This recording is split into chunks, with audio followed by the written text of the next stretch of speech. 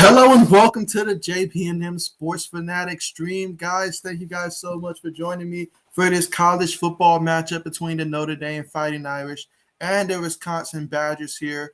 Two teams that definitely this game right here could be really big. I mean, you have Notre Dame. They come in here 3-0, but it's been anything but picture perfect this season. And so they're really looking for that first really impressive win. We saw them against Florida State. We saw the struggles. We saw them against Purdue. We're just looking to see Notre Dame put together an impressive win. And who better than the number 18 ranked Wisconsin Badgers, who lost a game earlier in the year that I personally felt that they could have won against Penn State, but ultimately they ended up dropping the ball on that one. So we'll see how they do today against the Notre Dame Fighting Irish. But one thing's for sure, the winner of this game is going to really benefit when it comes to the AP poll rankings next week. So let's see how this one goes.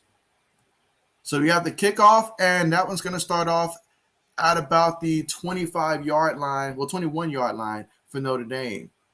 So let's see how Notre Dame does to start things off.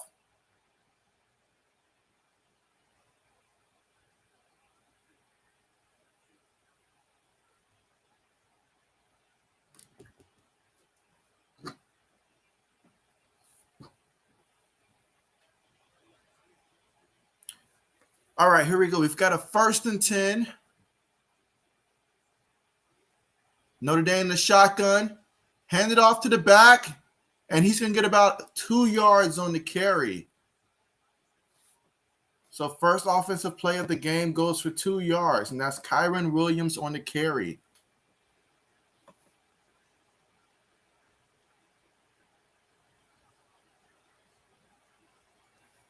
All right, so Notre Dame is going to line up in the shotgun formation. Again, 2 receivers at the top of the screen, 2 tight ends towards the bottom. They take the snap, fake it to the back.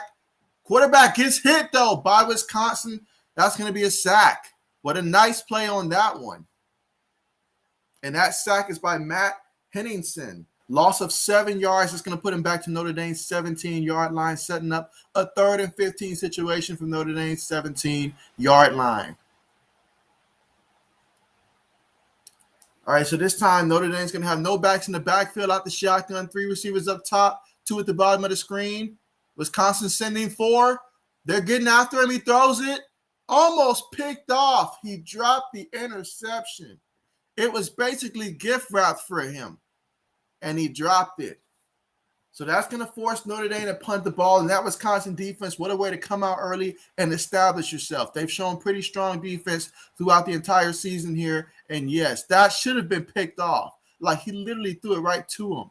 How you don't pick that off, I have no idea. That's possibly a touchdown if you catch that. Oh, man, that's a big dropped interception right there. Meanwhile, 4th and 15, Notre Dame's for to punt the ball. Punt's on the way. And it's caught at midfield, and he brings it to about Notre Dame's 44-yard line. So Wisconsin is going to start off in Notre Dame territory, and let's see how the offense does here. Mertz and company, they're going to be looking to try to come out and establish the first points of the game, and we'll see how he does. This is going to be important for Wisconsin. When they lost earlier in the season against Penn State, this offense wasn't able to take advantage of opportunities. And in big games like this, it comes down to taking advantage of opportunities. So let's see how this one goes. Again, I want to thank everybody for joining the stream. Make sure that you guys do comment in the live chat and let me know, who are you rooting for in this one? Are you rooting for Notre Dame or Wisconsin? Let me know. Let's see. Wisconsin, play action fake, looking, throws it. Receiver open. He caught it. He's got about 15 yards, makes a move. He's at 20 yards now, still on his feet, gaining about 21 yards on the catch.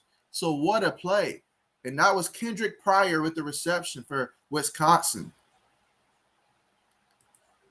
Mike, what's good, Mike? Thank you so much for joining the stream. Mike, what's going on? And you know what this means. We're here on a Saturday. That means lots of college football. Who you got in this one, Mike? Give me a final score projection. Let's see, Mertz up under center. 1 back in the backfield. Receiver in motion. Hands it to the back. He's running. Okay, falls forward. Nice pick of about 3 yards on the play. That's going to set up second. That's going to set up 2nd and 7 at Notre Dame's 20-yard line.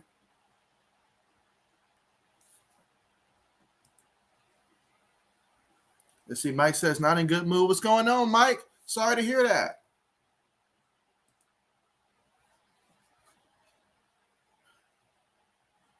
All right, so 2nd and 7. They've got a lot of the guys up front. They hand it off to the back. He gains about 1 yard on the play. So that's going to set up 3rd and 6 at Notre Dame's 19. So that's 3rd and 6, guys. Again, this is Wisconsin's first drive of the game. So this is going to be big right here, because if the offense can score, I think that'll go a long way. I feel like this Wisconsin team, their only loss of the year, it came against Penn State, and I feel like they're a better team than what their number 18 ranking shows. So we're going to find that out today. I personally think Wisconsin's going to win this game. Let's see, they're looking to throws it just over his receiver. And so that's going to be incomplete. So the Fighting Irish with a big stand on the play, forcing the incompletion. And that's going to bring up the field goal unit here at 4th and 6 at Notre Dame's 19-yard line. Let's see. Mike says that Liberty lost. And so, oh man, Mike, that was really tough, man. I mean, I really didn't think that Liberty was going to lose that one. I knew it was going to be a close one potentially, but I didn't think that they were going to lose. And so that was tough to see, man. Oh, man. Meanwhile, kick is up, and it's good right down the middle.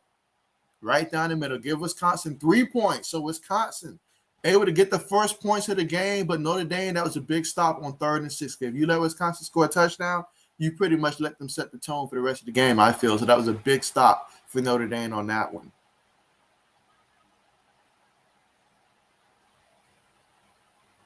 And it was such a heartbreaker. I mean, 24-21, Mike, for Liberty. I mean, yeah, that was tough.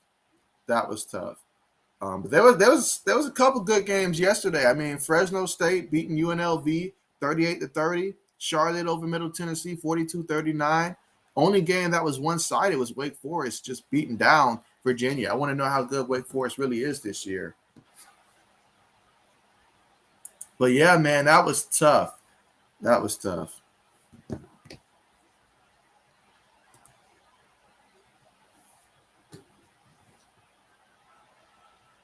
So there we have it right now. Wisconsin's currently up 3-0 in this one. Wisconsin is 1-1.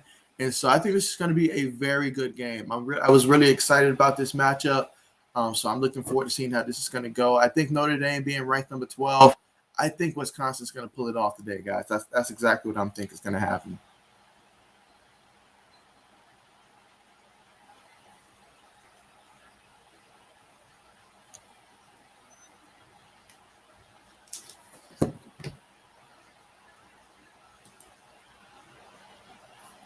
Let's see. Mike says, I guess I would root Wisconsin. Notre Dame seemed like on high horse. That's Notre Dame for you. That's Notre Dame for you. But when it comes to Notre Dame, though, I mean, like, we saw, like, Notre Dame had me believe after the first week that Florida State might actually be back. And then you watch Florida State the next week take an embarrassing loss. And so you're like, okay, maybe it wasn't just Florida State being that good. Maybe it was Notre Dame just being that susceptible this year. Now, obviously, the way that Notre Dame's schedule is, since they play a non-conference schedule, it's not like they really are going to play this year a team that's a top, like 5-tier team. Like looking at their schedule, this may be one of their toughest matchups that they play all year. That's just what happens when you customize your schedule. Sometimes you're going to end up with things being that way. But with that being said, though, I mean, I don't question Notre Dame's defense that much as I question perhaps their offense. Or maybe I do question both, actually, just because Notre Dame, I mean, Florida State against that defense was able to have their way, but Florida State doesn't seem to be the team I thought they were after week one. So this game's going to show me a lot about Notre Dame. It's going to either confirm that, one, Notre Dame probably isn't the 12th best team in the country, or it's going to show that maybe, Wisconsin's got more issues than I think. But I think Wisconsin's going to go out there and show that they're the better team today and they're going to win this game. But, of course, we're going to see. Absolutely.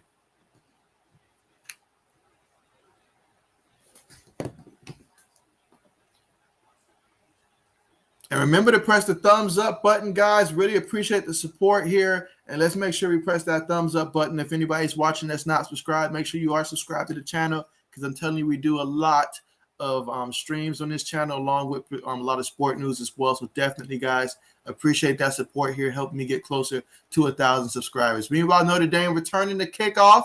Let's see how far he goes. He takes it to about the 20-yard line, all the way to the 20-yard line. So Notre Dame's going to start off at the 20. Let's see what they can do. Mike says, I really enjoyed great Thursday night football and then great Friday night football. Let's hope for good Saturday and Sunday. You already know there's bound to be a couple good games today. You already know that. Let's just hope that this is one of them. But I really feel that it's going to be one of those games, because both of these offenses aren't going to go up there and drop like 30-plus points. And so we'll see a good amount of defense and some smart offensive plays. That's going to be what's going to be the order for today. Meanwhile, Notre Dame in the shotgun. Pass rush got to him again. Oh, man, I don't know who that left tackle is, but keep him off my draft board right now, because he is getting beat like a drum already in this one, and this is not a good look for Notre Dame. It's like every time he drops back in the pocket, he's got like 3 seconds, and if that ball's not out, then Big 92 up there, he's coming after him.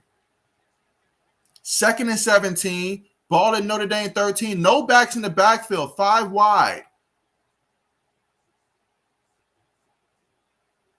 So after that loss of 7 on the sack, and that was Isaiah Mullins that was on the sack. All right, Notre Dame's got it. He's looking. Cohen throws it. Nice throw by Notre Dame. Okay, that's going to take it to about the, say, 30, like 33-yard line. I mean, what a throw.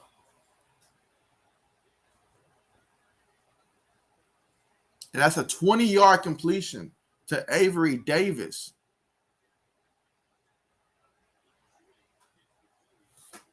So Cohen with a nice throw there. All right, so Wisconsin's got one receiver at the bottom of the screen, fakes it to the back. He's looking. He throws it to the receiver. Quarterback was behind on that pass, so that's incomplete. Yeah, if he hits someone the money on that one, they probably get another completion.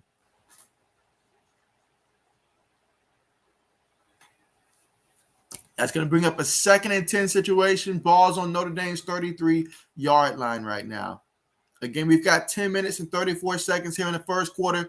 Extremely early in this one. Let's see what Notre Dame does. Shotgun formation. 2 receivers at the bottom of the screen. 1 receiver at the top.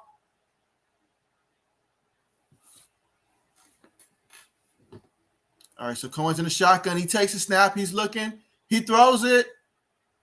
And that's going to be a short completion to the tight end. Gain of about 5 yards for Michael Mayer.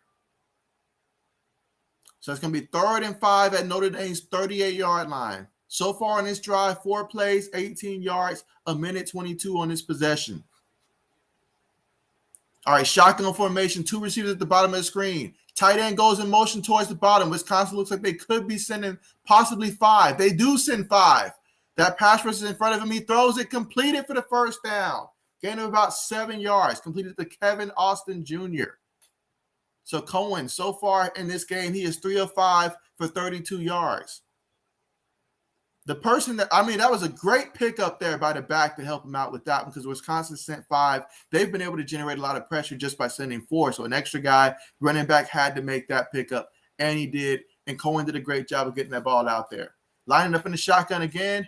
Well, this time he's got it back behind him, and he fakes it to the back. Back picks up the lineman. He's doing some great run blocking out there. He goes for the deep shot. Incomplete. He was going for his receiver on that one, trying to go to Braden Lindsey. That's incomplete. That's going to set up 2nd and 10 at Notre Dame's 45-yard line. Let's see. Mike says, great football Thursday to Monday. Sign me up. He says, even heard some playoff game Monday night this year. I did hear about that, Mike. And so, yeah, that caught my attention when I saw that. Let's see. 2nd down and 10. 2 receivers at the top of the screen. Let's see. Cohen, he's making adjustments at the line. Wisconsin look like they're going to be sending 4. They might be sending someone off the edge. They call timeout. Didn't like what he saw. Call timeout. Great move on the play. And let's see what they do. Let's see. Mike also says, way overthrow. He says, Josh Allen style. Coming from a Buffalo Bills fan. Hey, I mean, in Josh's case, though, when you have a strong arm like that, it's hard to contain it. I guarantee you that. And thank everybody for who's here on the stream. Make sure you press the thumbs up button. Really appreciate the support. If you're someone that's watching for the first time or you're not subscribed, definitely make sure you press that subscribe button as well. I do a lot of live streams and a lot of sports content as well. So definitely appreciate you guys so much for coming through and helping me get closer to that 1,000 subscriber mark. Really appreciate you guys. Let's see. Carmichael, what's good? What's good, man? Thank you so much for joining the stream. How did it go out there? What's your team record now? I know that you guys had to have a couple games since the last time that we spoke. So how's the record looking right now? Definitely let me know that. And there you go.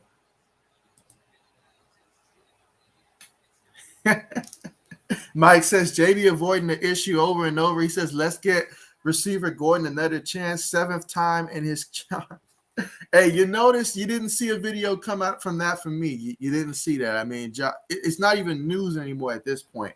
I'm like, how long is he going to stay this time? And from what I saw the last time, Josh Gordon, I mean, it didn't look like he had it anymore to me. I mean, from the last couple of times that I saw him back in Seattle, even towards the end of his time with the Patriots. And so how many more chances are we going to – I'm all for second chances. I'm all for third chances sometimes, but – I don't know how this has got to be his about 5th time out there. So we'll see what happens. Someone's going to give him a chance, but we'll see how that works. But at this point, I don't think he's got it anymore. I really don't. Let's see. Carmichael says we won 14-12. Nothing like a good, hard defensive match out there. 14-12. So congratulations on that. Let's see. You guys are currently 3-0. Okay, nice. 3-0. That's what's up. That's what's up. Happy to hear that. 3-0. So appreciate the update there.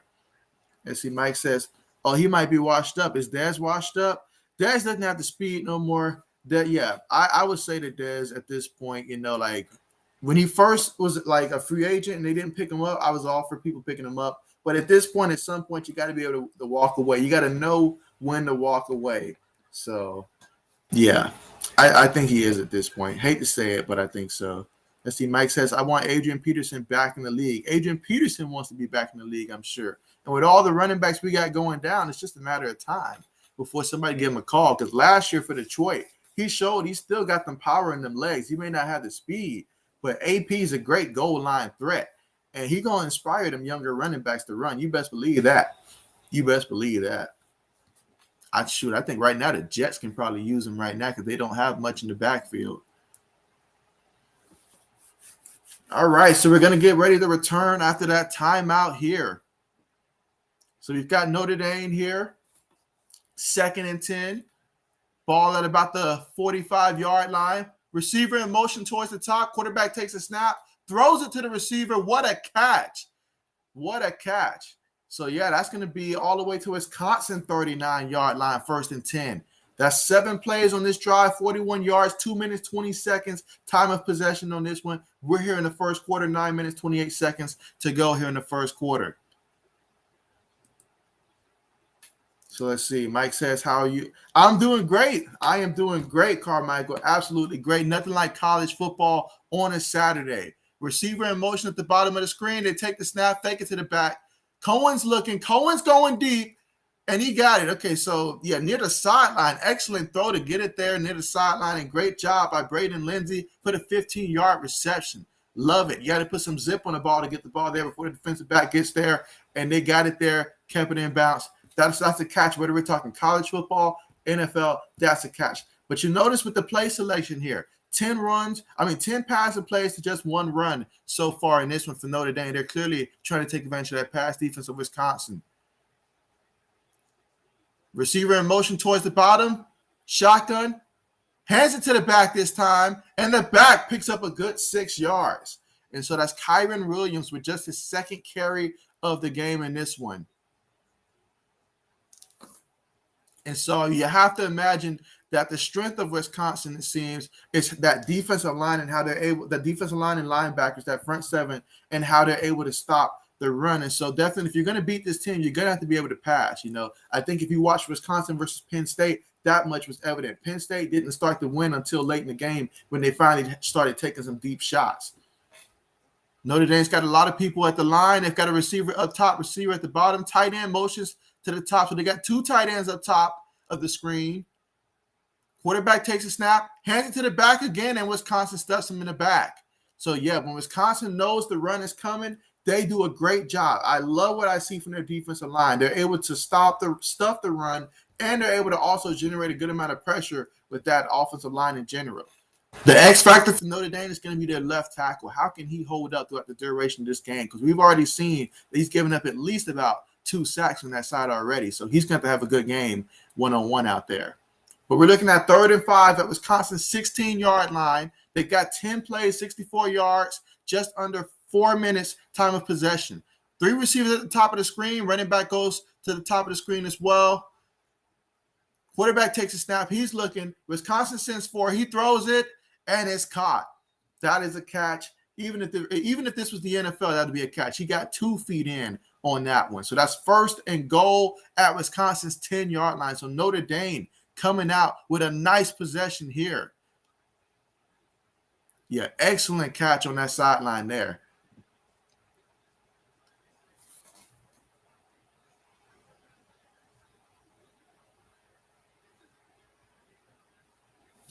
So what a first down on that one. Let's see. They've got a receiver at the very top. Hands it to the back. He's trying to make something happen, but he loses about 2 yards on the carry. That's going to bring up 2nd and goal at Wisconsin's 12-yard line now. So, yeah, as I said, when Wisconsin knows that Notre Dame's going to be running the ball, they're definitely going to be coming after him and getting him in the backfield. Because when this team knows the run is coming, they will certainly come after you. Oh, man, that ball came out, actually. That ball came out. Lucky for Notre Dame, they were able to recover that.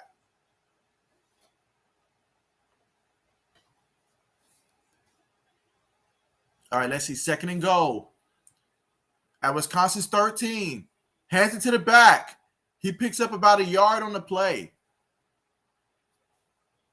And, yeah, that Wisconsin's run defense, if they know that you're going to run the ball, they are extremely difficult. I mean, extremely difficult to try to run the ball on. But this is big. 3rd and goal here. They're at the 12-yard line of Wisconsin, so they can use 12 yards to try to get into the end zone here. It's 3rd down. Let's see what happens. 3 receivers at the bottom of the screen, 1 receiver at the top. Let's see. Cohen takes a snap. He's looking. He's moving. He got tripped by his own lineman. Wow. Tripped by his own lineman, and so that's going to stall the drive here. That was 13 plays, about 53 yards. So, yeah, that's gonna stall the drive there. So what a play, and that's going to bring up the field goal unit, guys. Let's see if Notre Dame can connect on the field goal and tie this one up. So far, we've seen both defenses come up big when their backs against the wall. This is a 39-yard field goal attempt. Kick is up. No good. My goodness. Not even remotely close, guys. Wow. And so, yeah, what a stop for Wisconsin. In a game like this where there's going to be a lot of defensive stands, especially when the team gets to the red zone and goal line, I'm thinking every point matters. But, yeah, you can't go out there and do that. You just can't go out there and do that. So, yeah, we've got 5 minutes and 6 seconds on the clock. Wisconsin, they'll be taking over. They're up 3-0 in this one, and they'll be taking over at Wisconsin's 22-yard line when they come out there. So,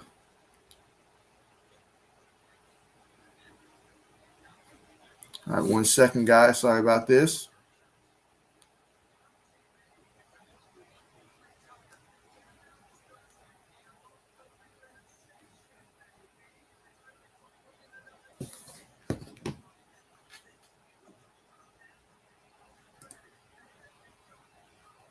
Let's see. Mike says, what is with this Wisconsin's coverage? He says, it is flimsy like Christian McCaffrey's hamstring. Oh, man, I hope the Sports Blitz isn't watching for that one. I mean, that was tough, though, to see that with C-Mac. I mean, he's going to be out for a while. I mean, that's tough for him. That's really tough for him. But yeah, I mean, hey, when they shrunk the field down and they knew Notre Dame started running the ball more, they were able to actually get Notre Dame to start losing yards on the running plays. And so if Notre Dame's going to win this game, it's going to be because of Cohen going out there and hitting some of those mid to deep passes consistently. That's what he's going to have to do in this game. Let's see. Carmichael says, who's your favorite college team? Yeah, my favorite college team is the Ohio State Buckeyes. And so, yeah, they've been my favorite team going back since around 2000 and really probably about that 2003 season. So, yeah, Ohio State has been my team dating back to them. But, yeah. What about you, Carmichael? Who's your favorite team? Let's see. Mike says, nice kick. Maybe we can have Coach Dante kick next time. Good old Coach Dante. Hey, you're going to get better results if you do that. I guarantee you that. Coach Dante won't miss. But, yeah, there we go in this one. Let's see. Carmichael says, so your favorite team is Penn State. Okay. So, Penn State's ranked like what? Number 6 right now or number 5, one of the two. But, yeah, so Penn State's looking good so far. I know I streamed earlier when Penn State played Wisconsin, and they beat Wisconsin. So, we'll see how Penn State does. But certainly one of the teams to watch in the Big Ten for sure, man. I mean, the Big Ten, they've got a lot more teams than people expected. All right, so we're back to the action here.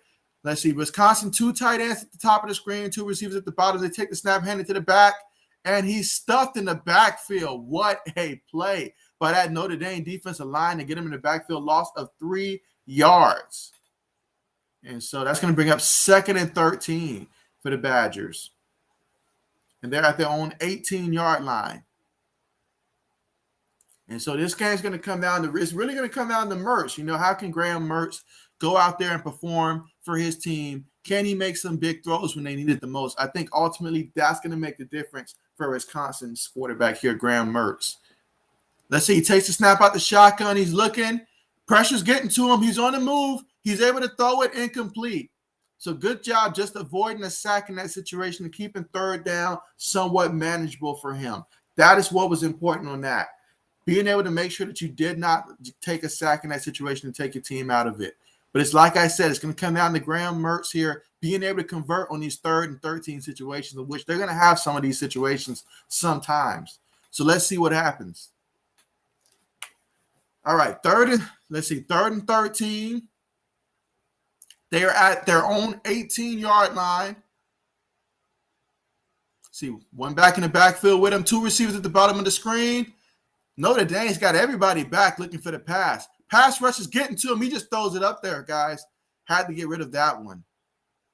That pass rush was coming, and Notre Dame had everybody back for anything deep. So, yeah, not much you can do on that one. So that's going to come up with a punt here on 4th and 13. That was 3 plays, -3 yards, not even a minute off the clock for time of possession. So good job by Notre Dame's defense getting the 3 and out, and now they'll get the ball back with hopefully an opportunity for them to have good field position. And, guys, thank you guys so much for joining this stream. Make sure you press the thumbs up button, guys. I really appreciate you guys being here. It really helps the channel so much. If you're someone new, do consider subscribing to the channel. I do a lot of live streams, sport content, and all that stuff. Meanwhile, punts on the way. And we've got a return by Notre Dame here. That's going to take it to about the 42-yard line of Notre Dame. So they're going to start off 1st and 10 at the 42. So they're going to have some good field position to work with here. Really looking forward to seeing what they're going to do here. So Jack Cohen, they called a lot of pass plays last time. If this offensive line can protect, particularly on that left side for Notre Dame, then that I think Cohen can go out there and actually make that Wisconsin defense pay if he has time. But if he doesn't have time and that front 7 takes over for Wisconsin, look out. I'm telling you, that's what it's going to come down to. Because the running game, I feel that both teams are going to be contained when it comes to the ground game. It's going to come down to which quarterback outperforms the other in this one. That's who's going to win the game. Let's see. I think I skipped some here. All right, there we go. I think this is where we said. Let's see. Mike says, forget Notre Dame. He said they did Rudy dirty. Let's see. King, thank you so much for joining the stream, man. Glad to have you here. How's it going, King? I know it's been a minute, man, but how is everything going? Let me know who you're going for in this one. Are you going for Notre Dame? Are you going for Wisconsin? Let me know. Matter of fact, everybody who's watching the stream, Make sure you comment in the live chat and let me know who are you rooting for in this one, Notre Dame or Wisconsin. Really looking forward to seeing, do we have more Notre Dame fans on or do we have more Wisconsin fans? So definitely let me know. I'll be looking forward to seeing what we've got going on so far. Let's see, Mike. Yeah, that is Graham Mertz. That is who is the name of Wisconsin's quarterback.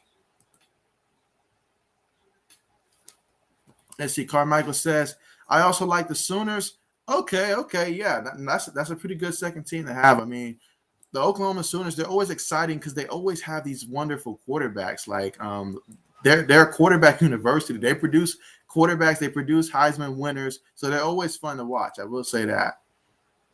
So King says, am I gonna be streaming preseason NBA games? That's a good question. You know, I have to consider that because I know throughout the regular season I'll definitely be streaming those regular season games. But throughout the preseason, I might stream a few preseason games if I see one that really just stands out to me. But probably won't be as many preseason games and all like that since I've already got a full schedule with the NFL and college football. But when the NBA does kick in, you best believe that there's going to be a stream weekly for the NBA. Then once football season wraps up, we'll ramp it up a lot more when it comes to basketball and basketball streams. So you best believe that for sure. Let's see, Mike says, dang, Wisconsin quarterback looking like Rosen. Get the next guy. Not the Rosen one. King says, good, he's going to Wisconsin. Okay, going for Wisconsin. Gotcha. Okay, nice. Let's see, we're getting ready to come back from this commercial here. All right, so Notre Dame, there we go. 1st and 10. Notre Dame's 41-yard line, lining up in the shotgun formation. Looks like they got trips to the right of the screen, one receiver to the left. And let's see what happens.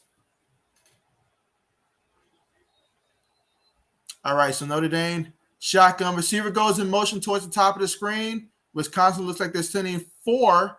Throws it, and yeah, Cohen overthrew the receiver on that one. You can't overthrow your receiver like that. That was Davis, the intended target on the play. That's going to set up 2nd and 10 at Notre Dame's 41-yard line. So yeah, that's a play that Cohen's got to make because you want to make it 2nd and short as opposed to 2nd and 10 because this Wisconsin front 4, they can really get after you. And that left side of Notre Dame, they've been kind of suspect already in this one. All right, shotgun formation, 2 receivers at the top. Tight end goes to the middle of the field there. Quarterback takes a snap. Cohen's looking. He throws it, and it's incomplete. That pressure was immediately on him, so he had to get that ball out quickly. And, yeah, he missed on that one. That's going to bring up 3rd and 10. You got to be able, when they're bringing pressure like that, you have got to be able to hit your receivers in that situation. But let's see what they called here on 3rd and 10. Remember, the ball's at Notre Dame's 41-yard line. They have to take advantage of the great field position that they started off with.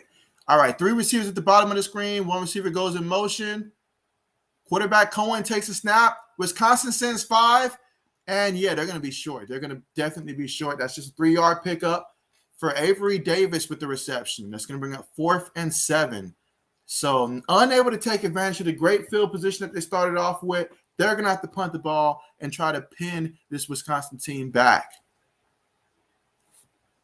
So far in this game, Cohen, he is 7 of 12 for 75 yards through the air so far in this one. Williams got 4 carries for Notre Dame for just 4 yards. So Wisconsin's defense been shutting down the run a few times, and Notre Dame has opted to run the ball in this one. Let's see, they've got the punt team out there. Good punt on the way. Let's see. All right, so there's going to be a return, and he takes it all the way to about the 23-yard line of Wisconsin. So Wisconsin's going to take over 1st and 10 at the 23-yard line here. And make sure you guys are pressing the thumbs up. I appreciate everybody for being here and joining the stream, guys. Really appreciate the support. And anybody that is new, make sure that you do press the subscribe button. Really appreciate you guys so much. Do a lot of live streams, sports content, all that stuff. So, yeah, make sure you guys do hit that subscribe button if you haven't already. Let's see. Mike says, is it a foul in basketball now if after I dunk on Jay, I do a slow pull on the rim, shaking my head? That's a tech, Mike. Let's see. Meanwhile, Mertz trying to get away. He does throw it. Somehow, some way, Mertz, he found a way to toss it to the back and still get 3 yards out of it because he was going down one way or another, guys. But he found some way to give it to him because he lined up under center that time, and that pass rush got to him. But he was able to get the ball off safely. What a play.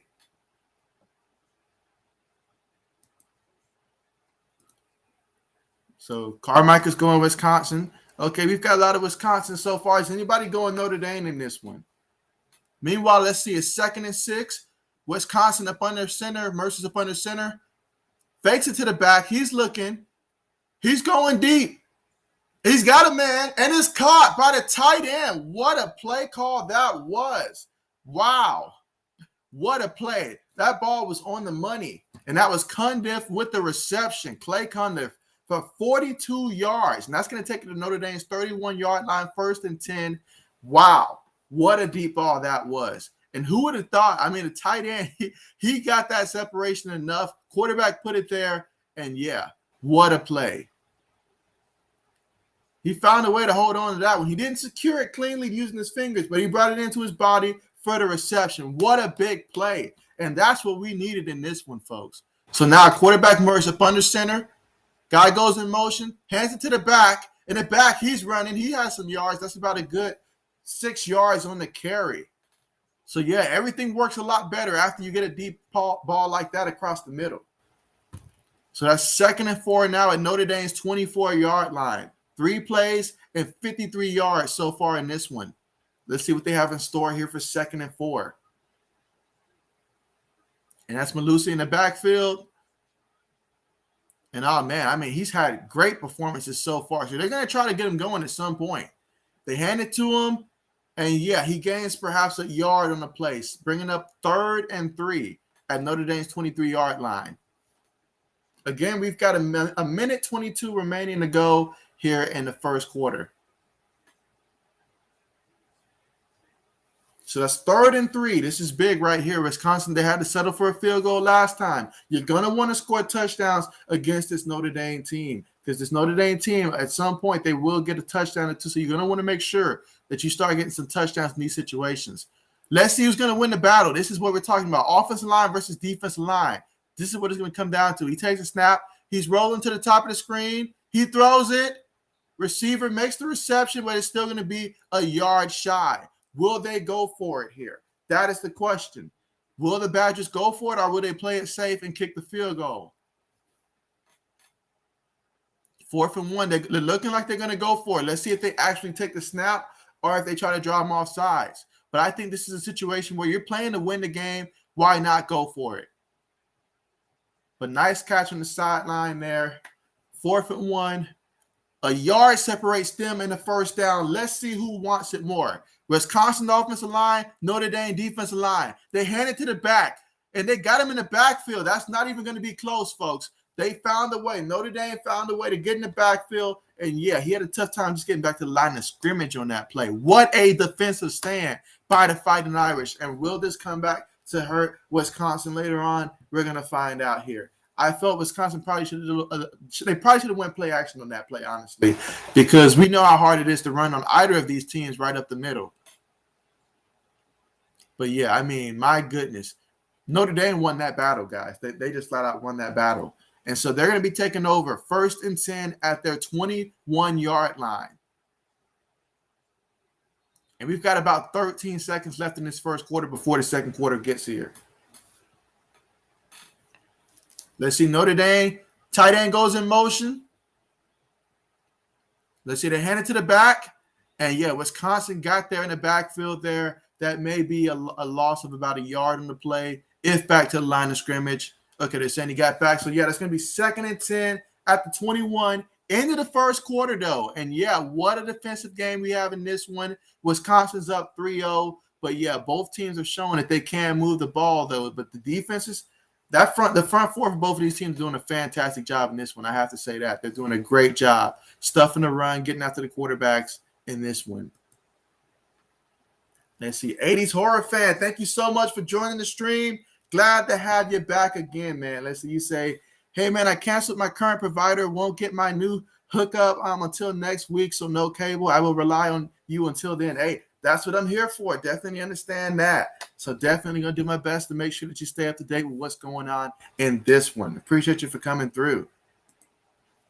Let's see. King says awesome. And so, yeah, King, and just to elaborate a little bit more where we are at commercial here, my idea is that once we hit around November, well, really towards October, I'll say October. Yeah, sometime in October, I will readjust my schedule in terms of like which days I will cover, because I want to cover both college basketball and the NBA. And then once football season concludes, then the NBA will get a lot more slots throughout the week and the weekend as well. Same for college basketball. So we'll see that transition happen once football season ends. But as long as football season is in play, most of my streams will mostly be football, but I will include something for college basketball and for the NBA as well. So we'll get the best of all college football, college basketball, NFL, and NBA on this channel for sure. Let's see. Mike says, how many subs do you need to guarantee covering a preseason? I mean, what can I say, Mike? If I cover a preseason game, then I tune in and I see that we're getting like 7-8 subs off of a preseason game, then maybe I need to add some more preseason games and stuff like that. But if the Lakers are playing, there's a good chance that one's going to be covered, because I'm a Lakers fan. So there's a good chance if the Lakers are playing, you best believe, especially with the team that they got, that's going to be one that I'm going to be looking forward to for sure. And so let's see. Okay, so we've got another Wisconsin Badger here. I think everybody so far has said Wisconsin. We don't have a single person here going for Notre Dame. That just goes to show Notre Dame's reputation when it comes to college football, guys. I mean, you either love them or hate them. Let's see. Mike says, are we all rooting Wisconsin? Absolutely, man. I think everybody here is rooting Wisconsin. See, Mike says, I remember this Wisconsin running back. He good. That's right, because we did have that stream against Penn State where, he was going off, and apparently he was going off in the other game as well. They've only played 2 games. They haven't played 3 games this year. So, but for the 2 games they did play, yeah, he looked really good. So this is going to be a tough test for him, though. Even for him, this is going to be a tough test. Mike says, as a guy who says never kick, I noticed too many games decided by teams not converting.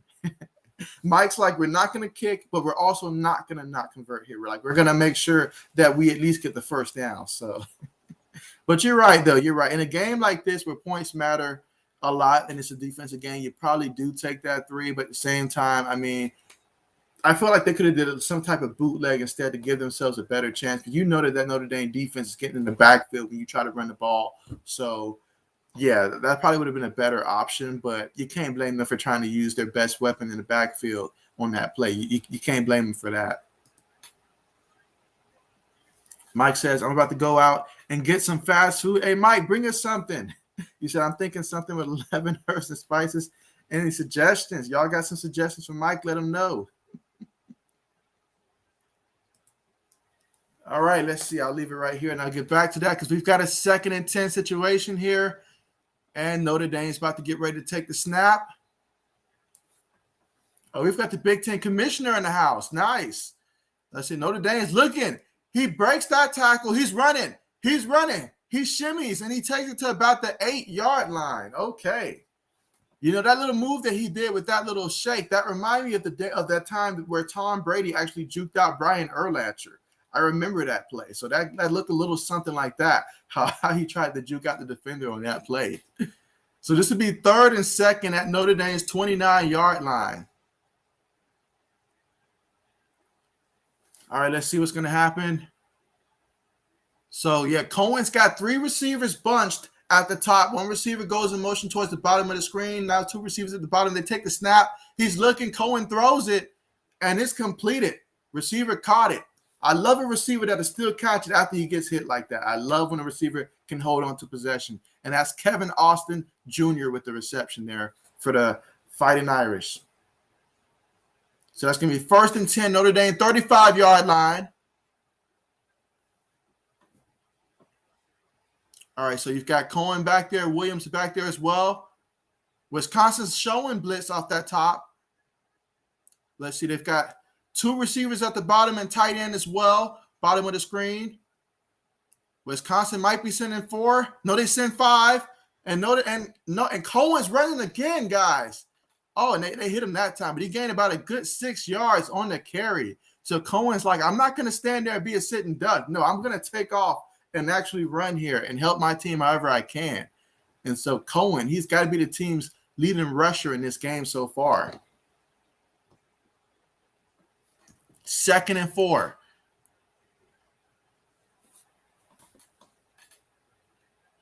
All right, so 2nd and 4. Shotgun formation, takes a snap. He's looking. He throws it quickly. That's going to be a first down and then some. Excellent pass. It's about 8 yards on the reception there. And that's Braden Lindsay with the reception for Notre Dame. So now we're looking at a 1st and 10. Notre Dame, 49-yard line, I believe. And so, yeah, look at the difference in first downs in this game. Notre Dame's picked up 7 first downs. Wisconsin's only got 2. Notre Dame's been pretty pass-heavy in this one, and they've had to pass the ball. Let's see. Cohen takes a snap, fakes it to the back. He's looking. He's going deep. He's got someone. Oh, he underthrew it, I feel. He underthrew it out when it was incomplete. Wow. That's a play you have to capitalize on if you're going to try to score. You have to capitalize on that. The receiver had to step. He had to step, but the receiver had to slow down because the ball was behind, and it was so far behind. Even if the ball is just a little bit better placed, you probably get a pass interference call. So, man, he tried taking a shot on that one, but the ball just wasn't close enough for a pass interference call, I feel, on that one. So 2nd and 10. Ball at Notre Dame 48-yard line. In the shotgun. 3 receivers at the top. Fake it to the back. Cohen's moving. He's looking. He has to throw it away. That pass rush was getting there. Throw the ball away. Good job. It's going to be 3rd and 10. So, yeah, live to see another down. 3rd and 10 at Notre Dame's 48-yard line here. Again, this is the second quarter. There's 12 minutes and 35 seconds to go here in the second quarter. Wisconsin's up 3-0 right now. So this is 3rd and 10 for Notre Dame. Can they get the first down? You know Wisconsin's going to bring some type of pressure. They look like they could be sending 5. They could be bringing a guy up the middle. Notre Dame's in the shotgun again. 3 receivers at the top of the screen. 1 at the bottom. Let's see. Cohen, he takes the snap. Wisconsin sending 4. He throws it. Fired it in there to the big tight end who caught it. He's going to be a yard shy of the first down. But what a reception there by the tight end, and what a throw by Cohen to get it there and put your team in a situation now where you can have that conversation about going for it right now. And it's looking like they're going to go for it. Both of these teams understand getting touchdowns can be huge in this one. So, yeah, they're going to line up to go for it. They've got the bunch offense out there. A lot of big guys up front. 1 back in the backfield. That's going to be Williams. Let's see. They got a receiver at the top of the screen. Everybody else bunched up at the line. Will they take the snap, though? There's about 6 seconds on the play clock. Will they actually snap it? It doesn't look like it. Nope. All right. Good job by Wisconsin remaining disciplined on the play and not falling for it. So that's a good job there. And there was a timeout by Notre Dame. And so, yeah, when they return, it'll be 4th and 1. So they tried to draw Wisconsin offside. Didn't work. Wisconsin showed great discipline on the play, not jumping off sides. Good job, Wisconsin, on that one. Let's see. Where am I in the comments here? Okay, so let's see. 80s Horror Fan says, you're better than the network announcers. You're more passionate about the game. Appreciate you. Yes. I love me watching some Big Ten football. I just love watching college football in general. I mean, we get to have a Saturday where we enjoy college football. You know how long the offseason is waiting to get to this point, guys? I mean, absolutely. Let's see. Mike says, you have that in common with Leonardo DiCaprio. Oh, there we go. He roots for the Lakers. Absolutely. Love those Laker fans, man. I mean, we're everywhere. We are everywhere. Mike says it's the thing to do. Coaches are being pressured to go for it too much. And so, oh, yeah, I mean, when you talk about pressure, I mean, there's a lot of pressure, especially on certain teams, especially when it comes to going for it. But when you don't get it, I mean, my goodness. But when you make the decision, like think about when Green Bay played Tampa Bay and they opted not to go for it. I feel like in a situation like that, and you've got the league MVP as your quarterback, you had to go for it in that situation. Ultimately, that cost them an opportunity to win the game, especially you going against Tom Brady and company. You got to give yourself every chance possible to win a game like that. But in a game like this, where you know it's probably going to come down to being a lower scoring game, every point that you get is going to make a difference, then absolutely. Let's see. Well, Mike, I'm heading out to get some pizza and wings. We'll be back. That sounds good, guys. That sounds real good. I know what I'm getting after the game. Let's see. Mike says, good luck. Hope you find some good wings. We in Buffalo have the best. Hey, them Buffalo Wild Wings, right? Buffalo does have good wings. Let's see. Mike says, Jay, my joke that Jets quarterback is not old enough to buy beer is dumb. I was thinking there are tons of players drafted that are like 19. And so, yeah, absolutely, man. I wonder who is the youngest actual player right now. I know a couple years ago it was Juju, but I wonder who is the youngest player right now in the NFL. Let's see. Mike says South Bend, Indiana is no Buffalo. Let's see. Mike says, I missed out on the 80s being not alive yet, but that was the best time. Yes. And so far in this one, it's really been about the passing game. I mean, you know, especially in Wisconsin's case, you've got a running back that's fully capable of going 120, 140 yards in a game. However, both teams' defenses are pretty good against stopping the run, so they've had to rely on the passing game. You've got Cohen, he's 10 of 17, 97 yards in this one. Mertz, 4 of 7 for Wisconsin, 71 yards. And so, yeah, both of these quarterbacks, it's going to be a lot on their shoulders to make something happen. But let's see. 4th and 1. Notre Dame has the ball. Looks like they're really going to go for it this time. They've got 2 receivers at the top. Looks like is it a timeout again? Okay, so it looks like a flag on the field.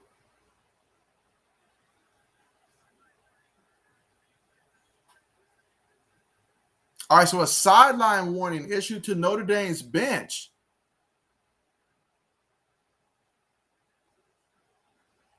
Okay, yeah, they got to make sure that doesn't happen out there. All right, so 4th and 1. Let's see. Right now, Cohen's lined up in the shotgun. He's still adjusting at the line. 2 receivers at the top. Williams in the backfield with him. He takes a snap, hands it to Williams. Williams is running. It looks like he's got the first down, guys. It looks like he got the first down, just enough to for sure have that first down. So, yeah, what a run by Kyren Williams. Haven't got to call his name too much because every time he's carried the ball, he's pretty much been stuffed. I mean, he's got 6 carries for 6 yards in this one. So he's averaging a yard per carry right now. But that was really big for them right now. Notre Dame, 9 plays, 38 yards so far in this one. 3 minutes, 50 seconds so far in terms of time of possession on the drive. Notre Dame receiver in motion to the top of the screen. Cohen takes it, hands it to Williams. And Williams, he gains about 2 yards on the play. That's going to bring up 2nd down and 8 on the play at Wisconsin's 39-yard line. This has been 10 plays, 40 yards, guys, for 4 minutes and 5 seconds so far in this one. And we're in the second quarter with 11 minutes and 8 seconds remaining to go here in the second quarter. Wisconsin still up 3-0 in this one. All right, so this time, no backs in the backfield, shotgun formation for Cohen's. He's got 5 receivers out there, 3 at the bottom of the screen, including his tight end. Perfect opportunity for Wisconsin to try to bring some pressure. They send 4. He throws it quick, and it's caught by the big tight end. And that's going to be a gain of 7 yards, so just shy of the first down. But that's going to give them at least 2 shots to try to get 1 yard and try to get that first down. So it's going to be 3rd and 1 at Wisconsin's 32-yard line. So excellent drive so far by Notre Dame here. You're taking some time off the clock, resting your defense in the process, and moving the chains.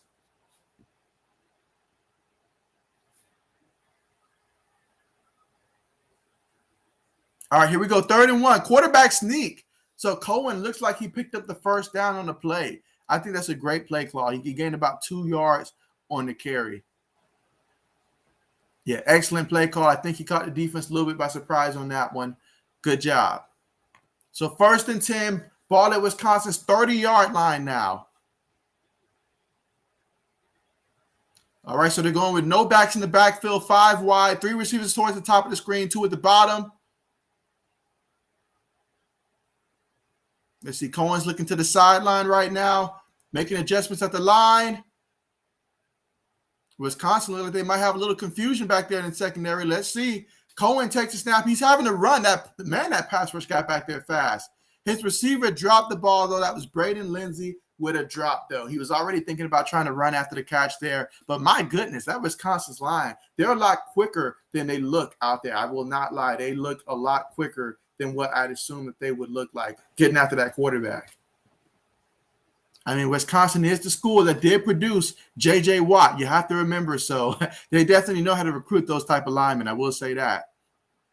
All right, so Notre Dame, they've got Williams in the backfield, 3 receivers at the top of the screen. They put Williams in motion. Cohen's looking. He throws the ball incomplete because, Wisconsin cornerback just came off the edge, just went straight for the quarterback, uninterrupted, nobody to pick him up. So, interrupted that pass. So now we're looking at a 3rd and 10 situation.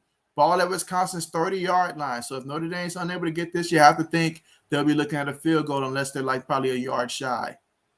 So this is big for both teams right now. In the shotgun formation, Williams in the backfield with Cohen, 3 receivers at the top of the screen, tight ends at the bottom, making adjustments at the line. Wisconsin looks like they're going to be sending 4. Takes a snap. Wisconsin does send 4. Cohen steps up. He's looking, and he got sacked. Great job by Wisconsin. That's how you end the drive. So great job by Wisconsin. And that is Goers with the 3-yard sack on the play. So, you see Cohen, he stepped up. He was looking, stepped up. But, at some point, you got to get rid of the ball. And, the offensive line couldn't hold any longer, and so he was sacked on the play. So that's going to bring up a field goal situation. Let's see if Notre Dame can convert this time and get some points here. Field goal attempt. Let's see. Kick is on the way. This time it looks like it's good, and it is good. Give Notre Dame their first points in the day. So we're all tied up 3 apiece. Wisconsin, Notre Dame, 3 apiece with 2, and then second quarter with 8 minutes and 44 seconds to go before the half. So, he's 1 for 2 kicking today.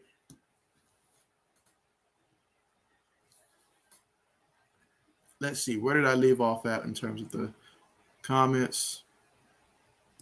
All right, so let's see. This is where I think I left off at. So you say, let's see. There was good college football in the 80s.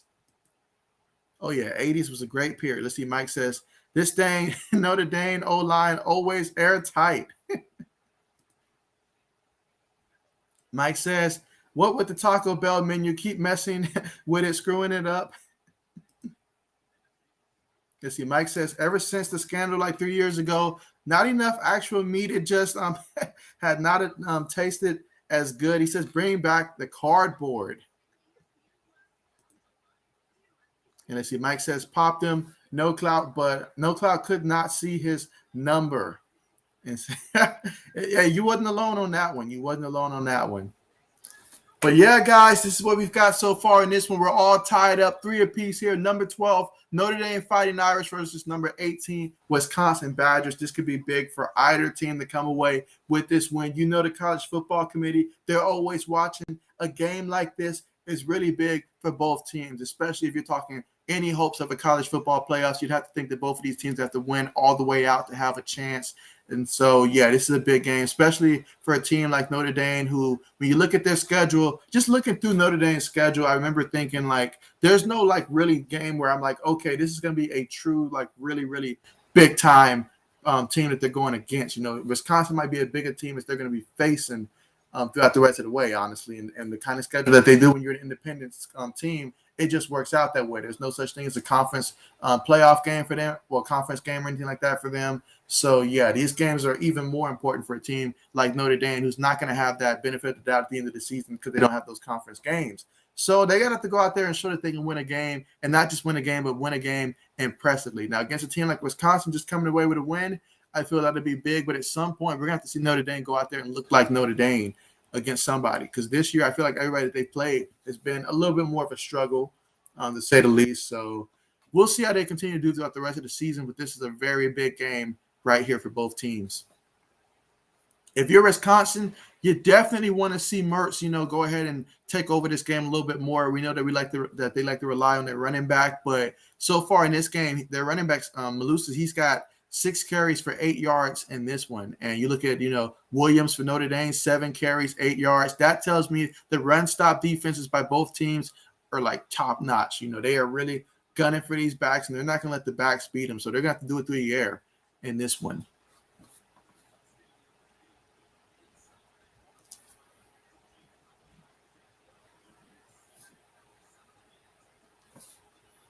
All right, here we go. So Notre Dame's about to kick things off here for the kickoff. All right, so this just in, let's see. 1 second. All right, so the Indianapolis Colts have elevated quarterback Brett Hundley to the active roster from the practice squad for tomorrow's game. That's no real surprise there. That was the expectation. But, yeah, so they're going to have him active in case Carson Wentz can't go. Good thing that he was practicing yesterday, but it's still going to be one of those situations where we don't know the capacity to which he was able to practice and how he's going to feel on Sunday.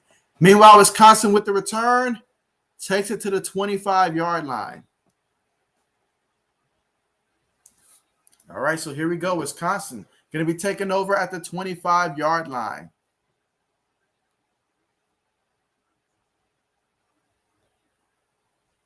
And so, yeah, and anybody that's currently watching, make sure you guys press the thumbs up button if you haven't already. And if you're not subscribed, do subscribe to the channel. I appreciate all the support here. That much more closer to 1,000 subscribers. And so I'm very thankful for all the support. And let's keep it going, guys. Meanwhile, Wisconsin, they're lining up in a big formation here. They've got Mertz up under center. He has it to the back. And, yeah, Malusa gains about a good yard on the play. Yeah, just 1 yard. That was Isaac Garando on the carry there. So, yeah, they mixed up the running back there. He gained a yard. Let's see. So, 2nd down and 9. Let's see. Mike says who Ohio State play. Ohio State's going against Akron today, and that's going to be like a later game. I'm on the East Coast, so that's 7:30 Eastern time. But, yeah, that's going to be one of those earlier night games. Meanwhile, you've got Mertz looking. Pocket collapsing, but he throws it. Really no gain on the play. Excellent tackle there by Notre Dame. Who is that number 9? So it's going to bring up a 3rd down situation, 3rd and 9. I mean, number 9, he went in there and stuck him. I mean, he looks pretty big out there. I'm not going to lie.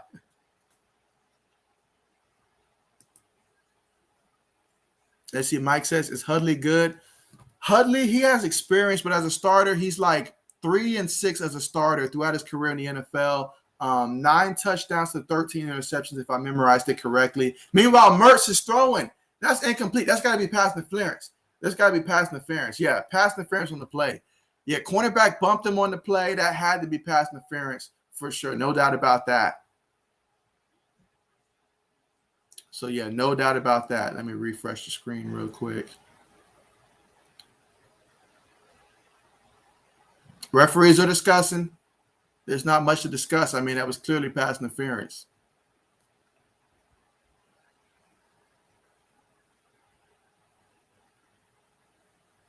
But let's see what they say. Oh, pass interference on the defense. That's declined. Roughing the quarterback on the defense. So 2 fouls on Notre Dame.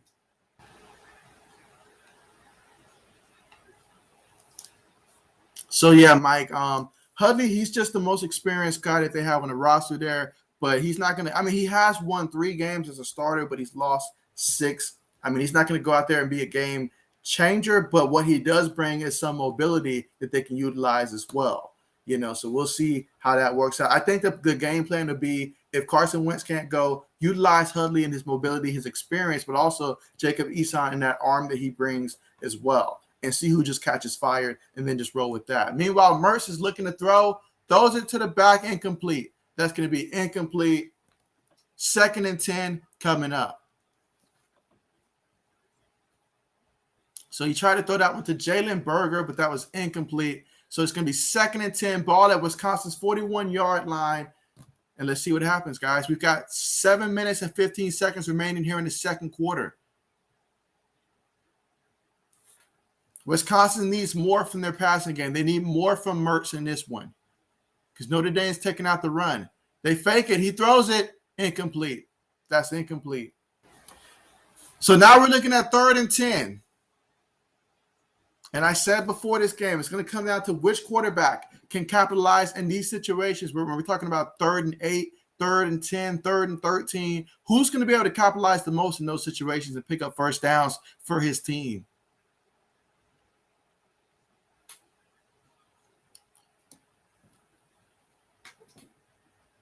All right, so we're looking at a 3rd and 10 here, ball at Wisconsin's 41-yard line. Mertz in the shotgun, 3 receivers at the top of the screen. He takes a snap. He's looking. He throws it. And it's picked off. It is picked off. It's looking like it's picked. Yeah, it's picked off by the Fighting Irish here. Way to be the aggressive guy and rip the ball and secure the ball from the receiver.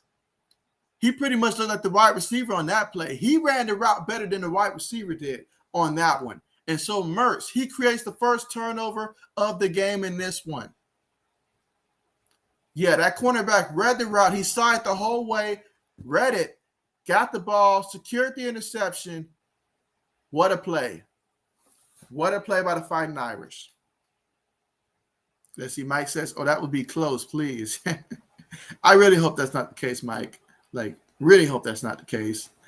Mike says, why don't Ohio State pick on someone their own size?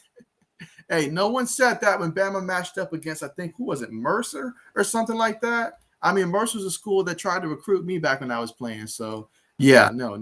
If anybody's going to be called out, they need to be called out for that. Let's see. Mike says, when I said just then, Burns and Brown out for a career, the sports was not amused. He was not amused at all, guys. Yeah, it was a very tough performance for him out there in terms of just watching his Panthers go down. I definitely understand that frustration there during that Carolina and Houston game. For sure. I mean, that was tough just watching. I'm not even a fan of, the Carolina Panthers, but just watching them go down like that. I mean, I knew J.C. Horn when he went down. I was like, this is not looking good for him at all. Christian McCaffrey, I was concerned mostly because of his history, and we know how that works for him. Then when he was in the tent for an extended time, began to grow a little bit more worried for him as well, but wasn't too concerned with DJ Moore because when I heard he was on the bike. But, I mean, there was just a lot of injuries, and you have to wonder about Thursday Night Football in that situation because it took a toll on the Carolina Panthers in that one. And now we don't know how long Christian McCaffrey is going to be out. We really don't know that. Let's see. Mike says that the Saints are getting lots of guys back. Mike, I am highly concerned about the Patriots and Saints game because the way I look at it, the way the Saints are matched up, you did mention they're getting a lot of guys back, Lattimore, those guys coming back for the Saints. And then obviously it's going to come down to Mac Jones. He's got to still look the way that he's looked this season. He cannot look like these other rookie quarterbacks have looked in big games against tough defenses. The Saints, they're averaging giving up about 2.8 points a game when it comes to their run defense. And obviously we know the Patriots, they want to run the ball. Damian Harris, a little banged up with his finger. I'm not too concerned about that. We've got an abundance of running backs, so I feel good about that. I feel like the Patriots will have more success running the ball against than any other team. But it's going to come down to what version of Jameis Winston are we going to be going against, because we still don't have Stephon Gilmore in the secondary. I know they still don't have Mike Thomas, but the way this game is looking, it's going to come down to, can Jameis Winston get hot or can we create some turnovers? Because if we get the Jameis Winston from week one, the Saints win. If we get the Jameis Winston from last week, the Patriots win. I think the Patriots score about 17 points. The Saints, if we win, the Saints probably get about 16. Maybe we score about 23 points at most. So between a good 17 to 23 points we score, we got to keep the Saints below that. But as you mentioned, a lot of guys coming back. It's going to be a close one. I see a lot of people picking the Patriots. It's going to be really close, guys. It's going to be really close. I feel this again, the Patriots have to win, but it's going to be really close. Absolutely. Speaking of close, it doesn't get any more closer than being tied, guys. And we're tied 3-3 right now. Notre Dame has the ball after the turnover on the interception. There's 7 minutes and 6 seconds remaining to go here in the second quarter. Let's see what happens. Let's see if a team can take the lead before the half. Let's see Notre Dame in the shotgun. Tight end goes in motion. 2 receivers at the bottom of the screen. He's looking, throws it to the tight end. Tight end drops it. It was a high pass. He tried to wheel it in, incomplete. He wouldn't have gained much if he did catch it. That was Michael Mayer, the intended target on the play.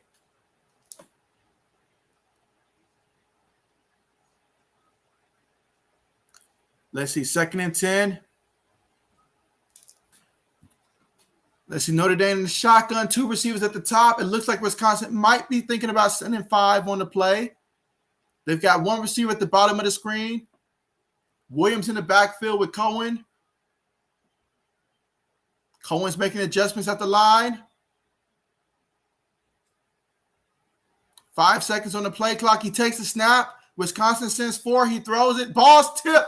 Picked off by Wisconsin. Flag on the play, though, but he takes it all the way to about the 39-yard line there.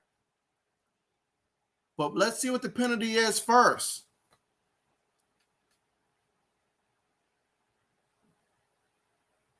Let's see what the penalty is first.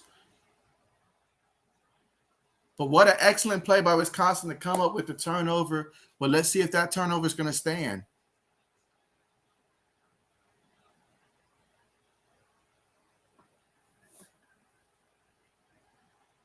Pass interference on the defense. That's going to hurt you. That's going to hurt you. So pass interference, so wipe that one away. Pass interference on the defense, guys.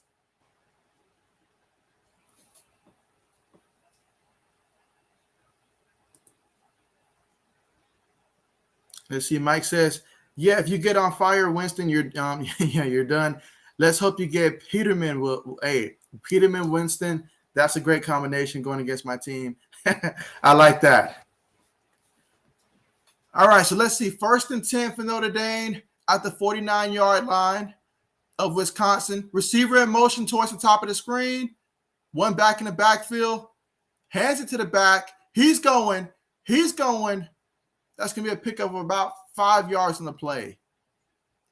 That was actually, let's see, I think that was actually Chris Tyree on the run this time. So 5-yard pickup on the play. Ball at Wisconsin's 43-yard line. 2nd and 5 situation.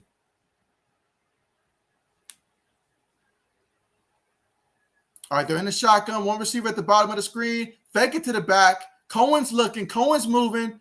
Cohen throws it. It's completed to the back, who looks like he gets the first down, and he does. That's a pickup of about 6 yards on the play. And so, so they've got Chris Tyree in now.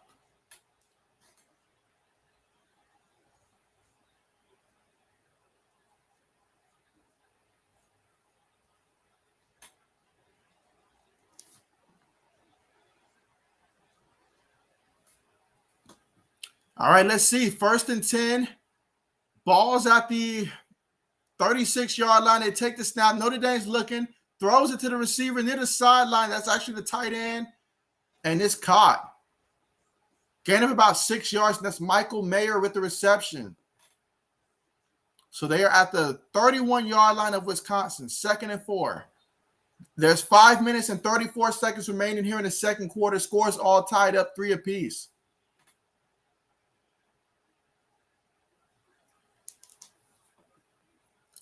Let's see. 2nd and 4. 2 receivers at the bottom of the screen. Receiver goes in motion. Takes a snap, hands it to up. There's going to be a penalty. So stop the play.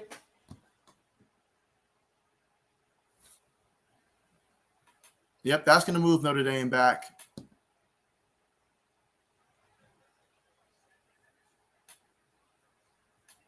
False start in the offense. They call it a snap infraction.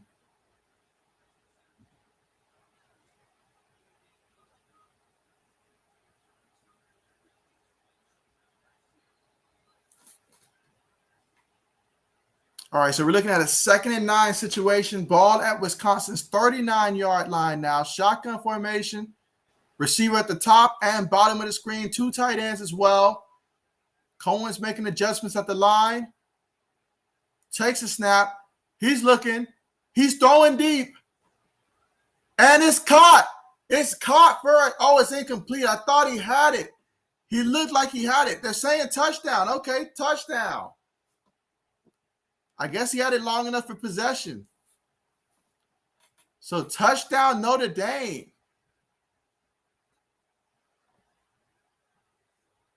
Let's see that replay.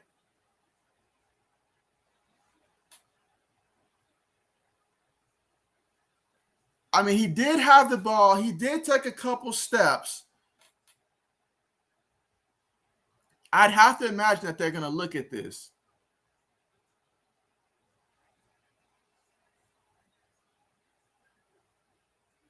I mean, I guess because like they're saying that he did take a couple steps with the ball in his hand. But they're going to review it. So we're going to look and see if this is going to stand, because I have some questions about whether or not this is a catch. And we're about to find out here.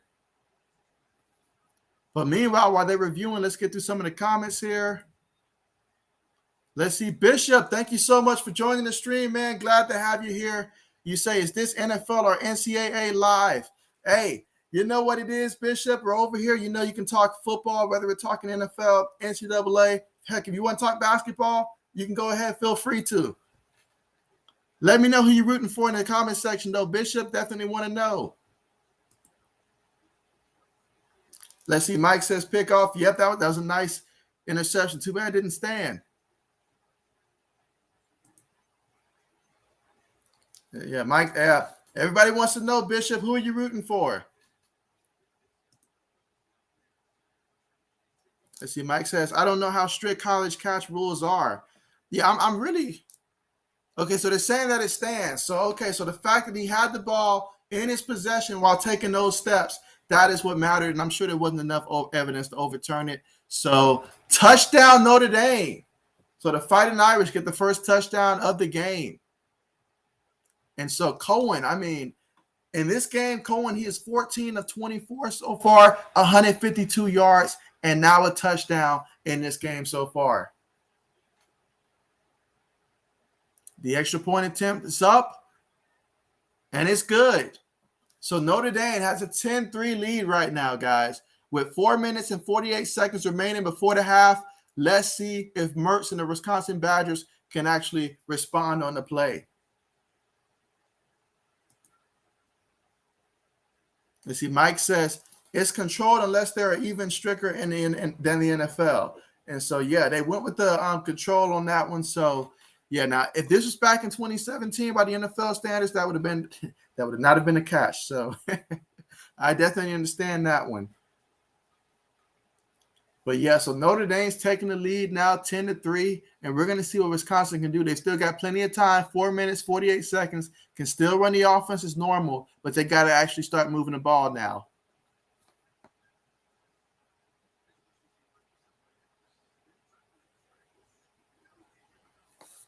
Let's see.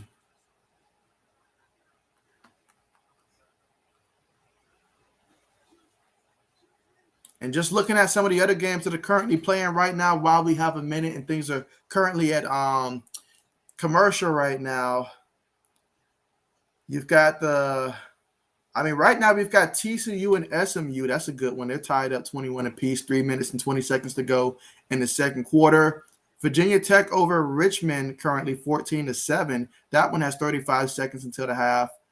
Missouri's over Boston College 17-14 with 2 minutes and 8 seconds before the half. Georgia's over Vanderbilt 35-0 with 1 minute 48 seconds remaining to go here in the second quarter for them. So it's nice to see Georgia put up some points there. Let's see. LSU over Mississippi State in a low-scoring game, 7-3, 48 seconds to go before the half. Texas is over Texas Tech. That's 35-14, 3 minutes and 32 seconds in the second quarter. So just a couple games going through real quick. Let's see. Boise State's over Utah State 10-0 right now. 6 minutes and 10 seconds to go in the second quarter. And so, yeah, later on, though, there'll be some good games for sure later on. So definitely let me know which games are you guys looking forward to later on in the day to watch.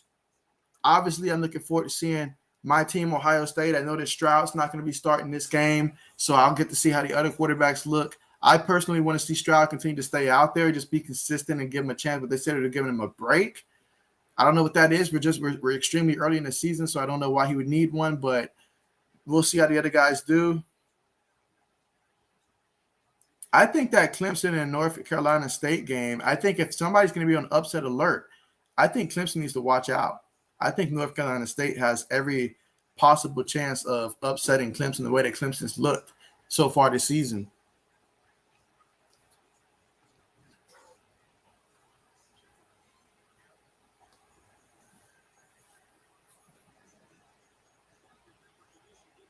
All right, so we're going to be getting ready for kickoff here soon.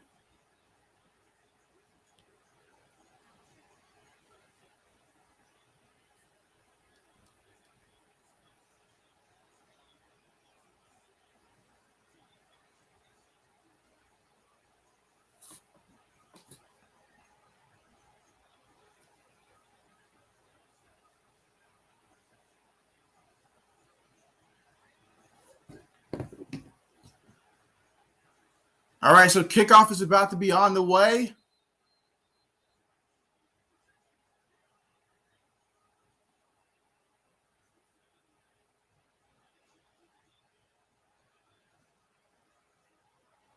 All right, so the kickoff is on the way.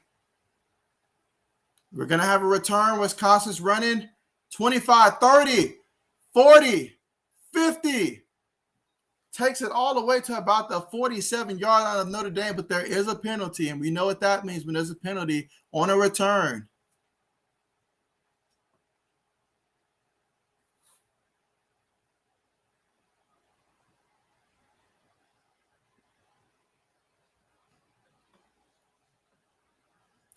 That's a big penalty. All right, so illegal block in the back on Wisconsin. So there goes that return. So that's going to take him to Wisconsin's 30-yard line instead.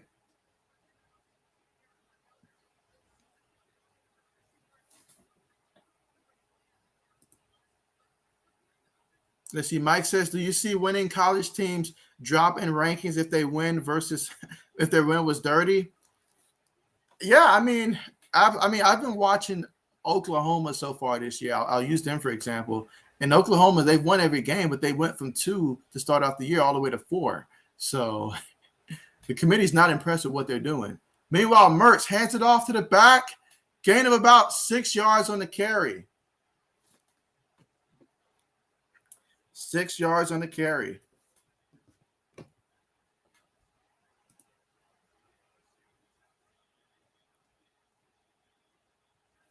I mean, my goodness, look at the rushing yards in this one. Wisconsin 14, Notre Dame 3. So, yeah, it's coming down to the quarterback play for these teams. Let's see. Wisconsin, they've got a lot of guys up front. It looks like they're going to be trying to run the ball, but they fake it to the back. Notre Dame's coming, and Mertz just throws the ball in the turf here. He's like, forget this.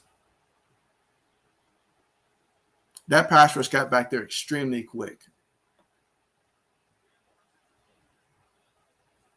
All right, so we're looking at a 3rd and 5 situation here at Wisconsin's 36-yard line. 4 minutes and 3 seconds to go before the half.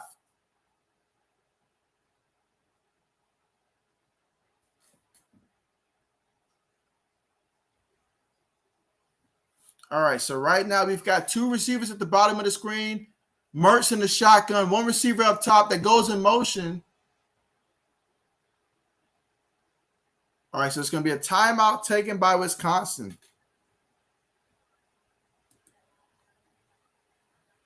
Let's see. Mike says nothing impressive with Wisconsin quarterback again. Absolutely. And so, yeah, let's go ahead and anybody that's watching, if you haven't already, make sure you press the thumbs up on this video right here. Definitely appreciate you guys and all the support. And so, yeah, and I'll go ahead and state right now, even though I'm streaming the game and it's a play-by-play for the college sports, I do talk about other sports, so I apologize if you guys don't like that, but definitely I do cover other sports as well. I see the 2 thumbs down, but that's okay. We'll get it going. Appreciate you guys anyways.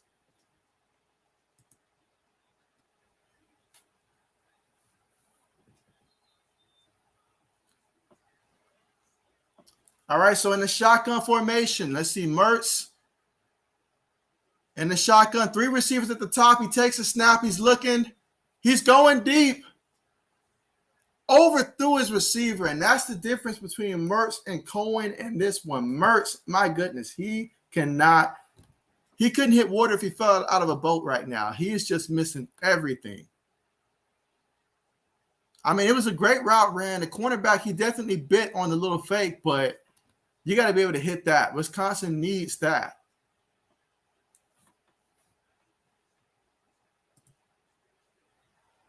Let's see. Mike says, always got to be the haterade. Yeah, absolutely. I mean, that's what happens from time to time. I mean, you lose subscribers all the time, so that's perfectly all right. We'll just gain them back. Let's see. The punt's on the way. About 3 minutes and 52 seconds on the clock. We're going to get a return from Notre Dame. He's putting the move on. He's still running, and he gets tripped up at about the 24-yard line for Notre Dame. So that's 3 minutes and 46 seconds remaining to go in the game.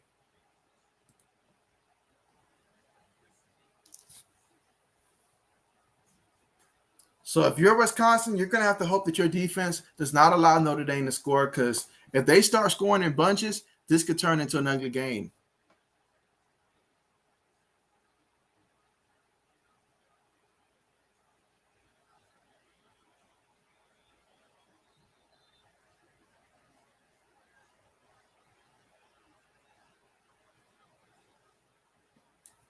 All right, shotgun formation, 2 receivers at the top. Cohen takes a snap. He's looking. He's going to go deep.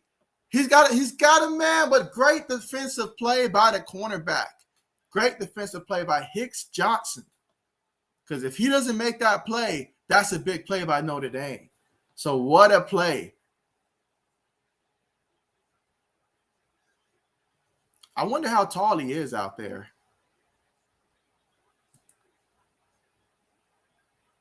Mike says that's some good coverage. Absolutely, Mike. I mean, that was tremendous coverage, because, again, if he doesn't make that play, then, yeah, that's a big play for Notre Dame. 2nd and 10. They hand the ball off to the back, and he's tackled in the backfield, loss of about a yard on the play. That's going to bring up 3rd and 11 at Notre Dame's 22-yard line. Again, we've got 3 minutes and 30 seconds remaining in this second quarter.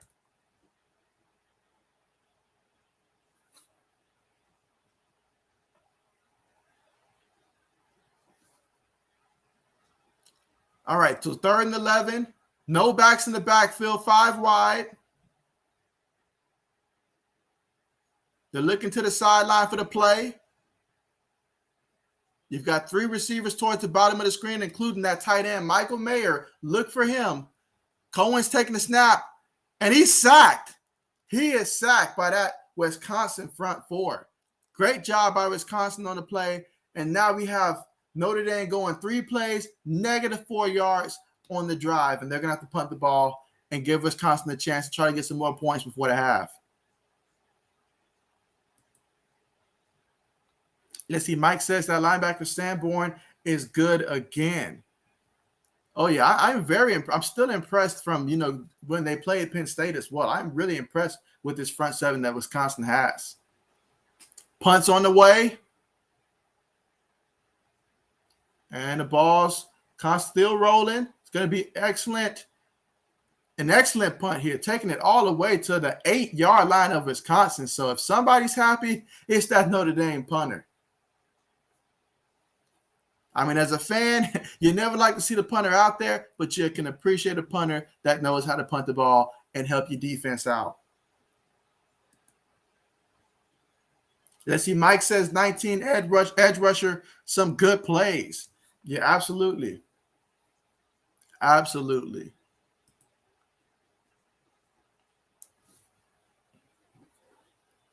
Let's see. Speaking of Justin Fields and the Chicago Bears, I wonder who the Fighting Illini play this week for Azashak. Meanwhile, Mertz up under center. Up, we had a guy jump for Notre Dame.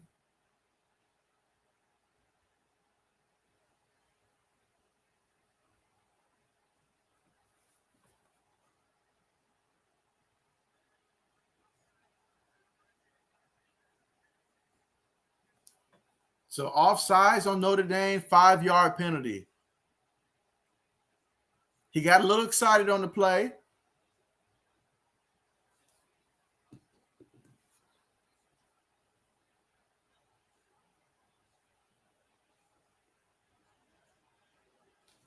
All right, so 1st and 5. One back in the backfield, 3 receivers on the play. Hands it to the back. And he looks like he's going to be stopped in the backfield, and he is. Loss of a yard. And we've seen that be a common theme today, folks. This is a game that if you're going to win, you're going to have to pass the ball. And it looks like Wisconsin's probably just looking to try to get as much time off the clock at this point. I mean, Mertz, he's 5 of 13, 71 yards. He threw the interception earlier. I mean, they need a lot more from him if they're going to have a chance to win this game.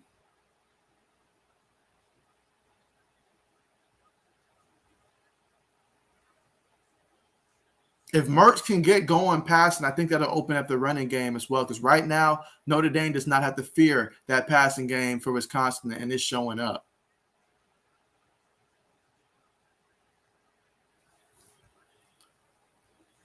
All right, so a timeout, Wisconsin.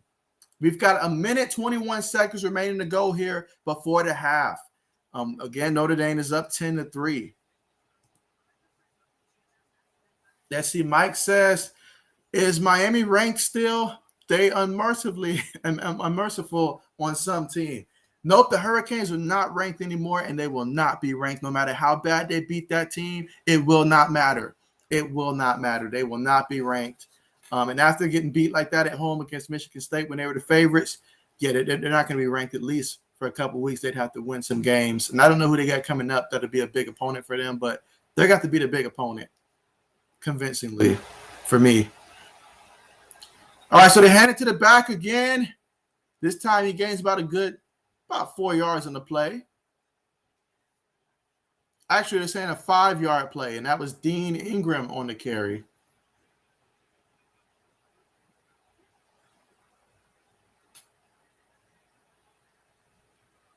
All right, so 3rd and 2. We've got under 1 minute remaining before the half. So, yeah, Wisconsin, they just want to take this to the half.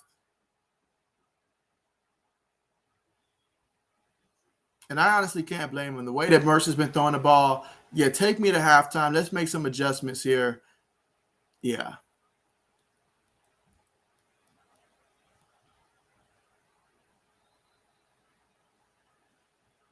All right, so Wisconsin takes their final timeout after melting the clock all the way to 34 seconds. It's clear they want to just get to the half right now.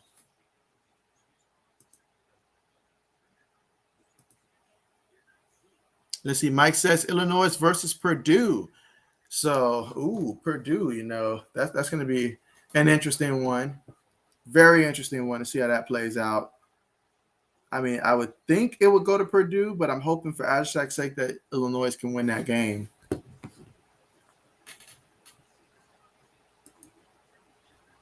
Let's see. Mike says that the Buffalo Bulls better beat Old Dominion. Yeah, no team should be losing to Old Dominion. All right, 3rd and 2 shotgun. Oh, terrible snap. Sorry about that, but a terrible snap. Are they fighting for the ball?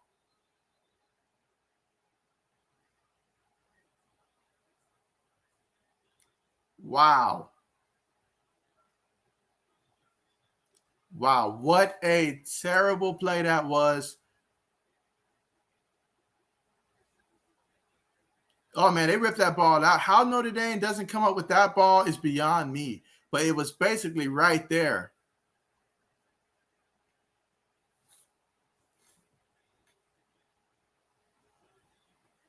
So now Notre Dame calls that timeout after that mishap. And so they're going to have some time to try to do something before the half.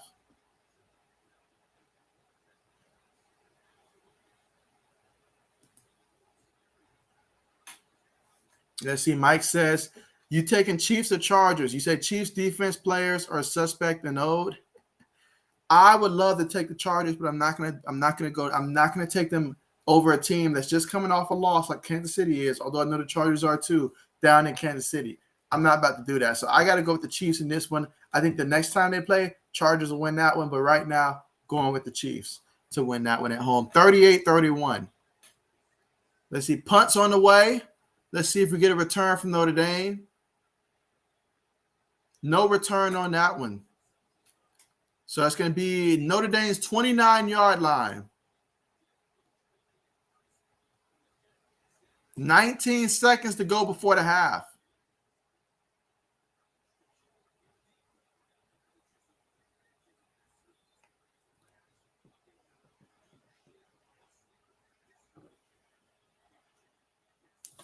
But yeah, you talk about competitive divisions. I mean, that AFC West, I mean, extremely competitive.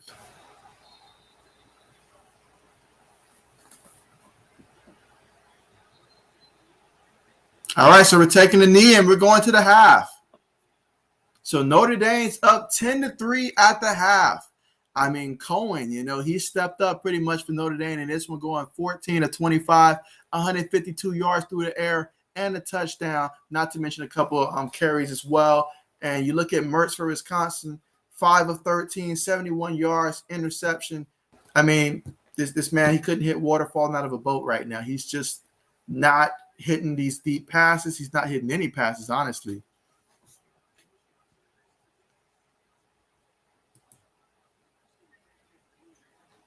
Let's see. Mike says, cover your eyes if you're a Cardinals fan. You say, agree, Mahomes is too good. Let's see. Mike says, I have to say, Saints inch by the Pats. No offense. None taken.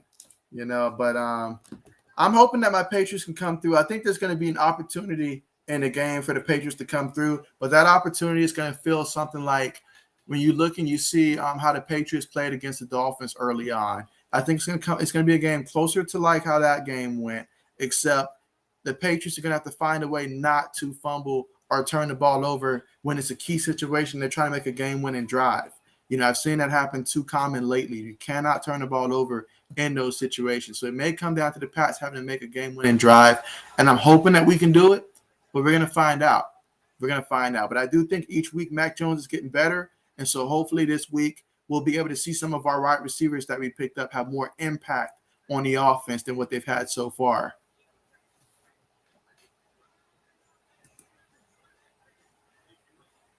Mike says there are going to be some one-sided games. He said the Browns should win huge too. Let's see. Matter of fact, let me go ahead and pull up some of the NFL games that we have coming up tomorrow. Let's see.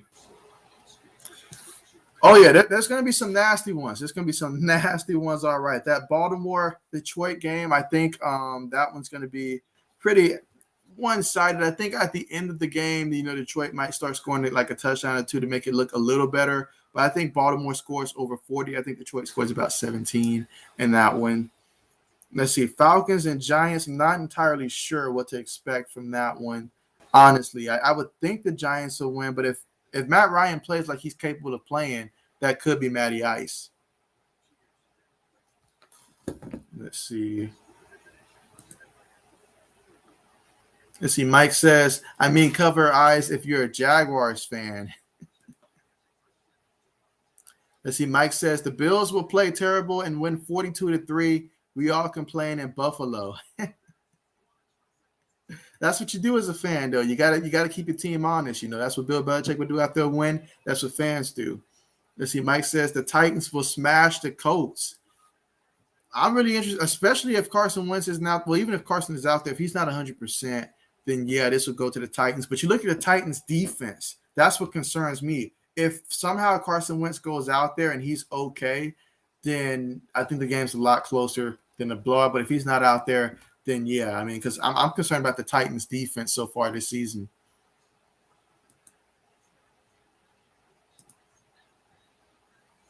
Let's see. Mike says the Falcons versus Giants, the garbage bowl. You said the Giants will win.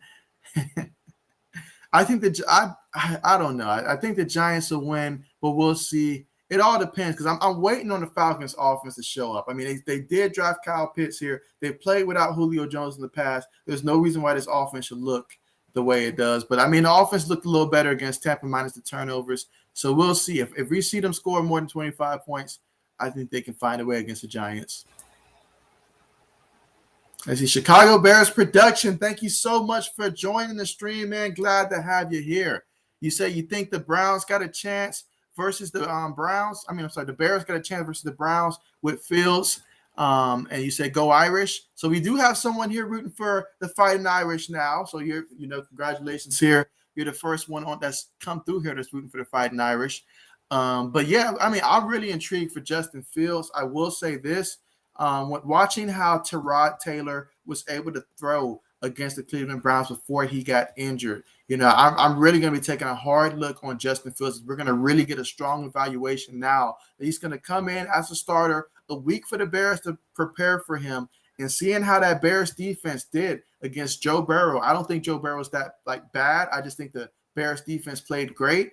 And maybe Joe Burrow just had a bad game as well, but still, if the Bears defense can generate some turnovers here, then, hey, I'm excited for Justin Fields. I want him to go out there and show the coach that he deserves to get this job. So I'm excited for that opportunity for him. I still think that the Browns should be the favorite in that game, but I think it's going to be a close game, though. I think it's going to be a close game. And who knows? I mean, Justin Fields, if he gets going and catches fire, that'd be a different dimension. But with that offensive line, we're going to have to see how it works out. Let's see. Mike says the Steelers, Bengals will be much closer than people think.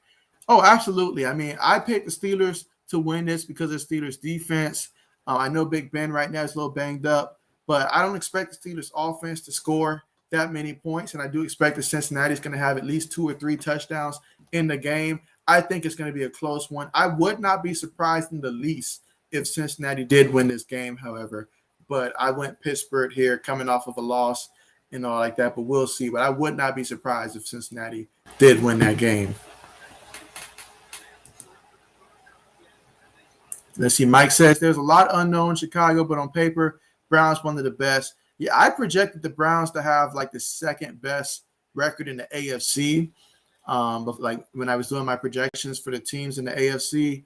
So I'm really sold on this Browns team. I love that combination that they have at running back. I mean, that's just inspirational to see. Now, I know Jarvis Landry being out. We'll see how OBJ looks in his return. So there are a little bit of questions in terms of how that passing game is going to look. But ultimately, when you have a running game like that, you're going to be in a good situation for sure if you're Cleveland.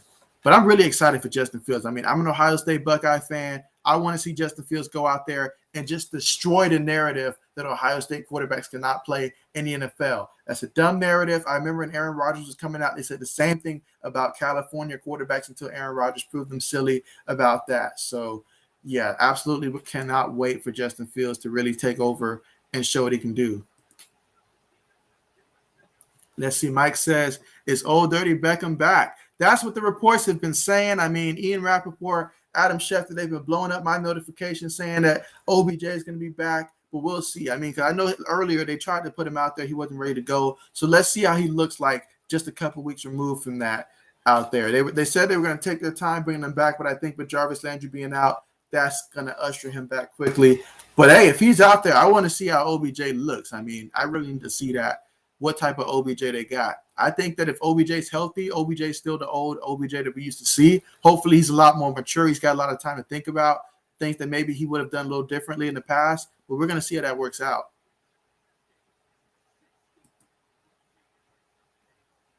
Let's see. Mike says the Ravens will be closer than they should be, but the Ravens win by 14. At best case, I think maybe a final score of maybe 44-27 or something like that. But, I mean, the way that Ravens offense has been looking this season, come on, Lamar Jackson, and the way that Detroit's defense has been looking, though, that's the big thing. I mean, Green Bay could do no wrong. I mean, they looked amazing coming off a game in which the Saints made them look terrible. And then against Detroit, I mean, they just had their way. If they wanted to run the ball, they could run the ball. If they wanted to pass the ball, they could pass the ball. I mean, come on. I know it was the Green Bay Packers and Aaron Rodgers, but, I mean, Detroit's defense – yeah, I think Baltimore's going to they're going to be able to run the ball with ease, and you know what happens when the Ravens run the ball. It's going to be at least about 40 points for the Ravens in this one. Let's see. Mike says, We will know a lot more about the Bears by week 7. That is true. That is true. That is absolutely true. Because I just want to see Justin Fields get some consecutive games. Because I feel like the more games he gets under his belt, the more confident he's going to get. And I know that Matt Nagy, he's tied to the hip. It seems like with Andy Dalton for some reason. And which, I mean, Dalton, it's not his fault with, some of the time when the offensive line does what he does. But my problem is, let's see how Justin Fields play. Let's just go game by game and let's see how he does. Give the man an opportunity to go out there and show you that he deserves to be out there. Let's see. Chicago Bears Production says, thanks, love the channel. Thank you for coming through, man. I appreciate you for stopping through, man. Really appreciate it, man. And yes, appreciate all the support from all you guys, really. I mean, like, it is so amazing just seeing my YouTube journey so far as I get closer to 1,000 subscribers. And so I really appreciate you guys so much and all the support you guys have shown me on this journey.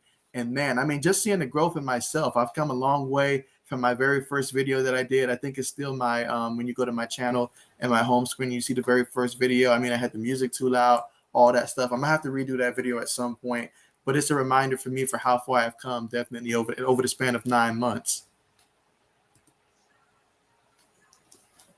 Let's see. Mike says, I said week 3, I take the training wheels off Fields week 1.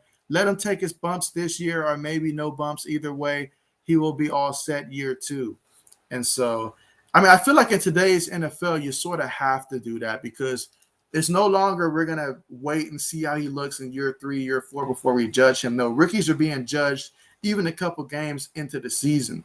I mean, you look back when Josh Rosen was with the Cardinals, they determined after 1 year they seen enough and they were ready to move on to Kyler Murray. So, yeah, quarterbacks, they got to go out there early and show what they can do. Matt Nagy, he's not going to be around next year if he waits too long for this Justin Fields thing and it doesn't work out with Andy Dalton. So he needs to make sure that if Justin Fields can potentially provide a spark, that he takes that route and don't be stubborn, because we've seen coaches be stubborn. It costs them their jobs. So he's got to be able to adjust if Justin Fields shows that he can go out there and produce. So I'm really looking forward to seeing how Fields is going to do in a big-time matchup like the Browns.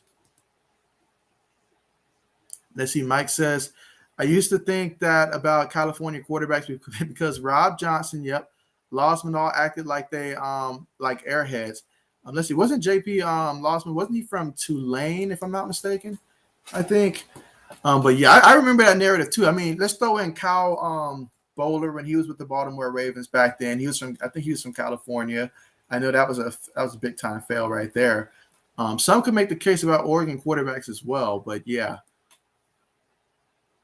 Let's see. Mike says the Broncos stomped the Jets. I can see that as well, Mike. I can see that as well. I really do think that's going to happen. See, Mike says the Raiders crush the Dolphins. Mercy rule. I'm not going to say the mercy rule because the Dolphins still have their defense. They still got that secondary. And so I think the Raiders win. But, I mean, Jacoby Brissett, he was a starter in this league. I think the Dolphins probably generate about 17 points. Raiders probably win about 26-17 or something like that.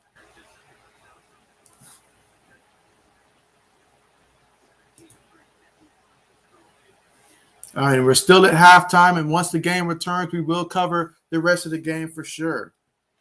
Let's see. Mike says, I will argue Allen is still settling in. I feel like he still is settling this year. I feel like we're going to see at some point in this season, we're going to see the Bills take off and all like that. And so that's why I was really mad when the schedule I saw the Patriots and the Bills, like both of the games are going to be later in the year. I'm like, by the time we hit late in the year, Stephon Diggs is going to be going off like he did last year. So that's not good for us.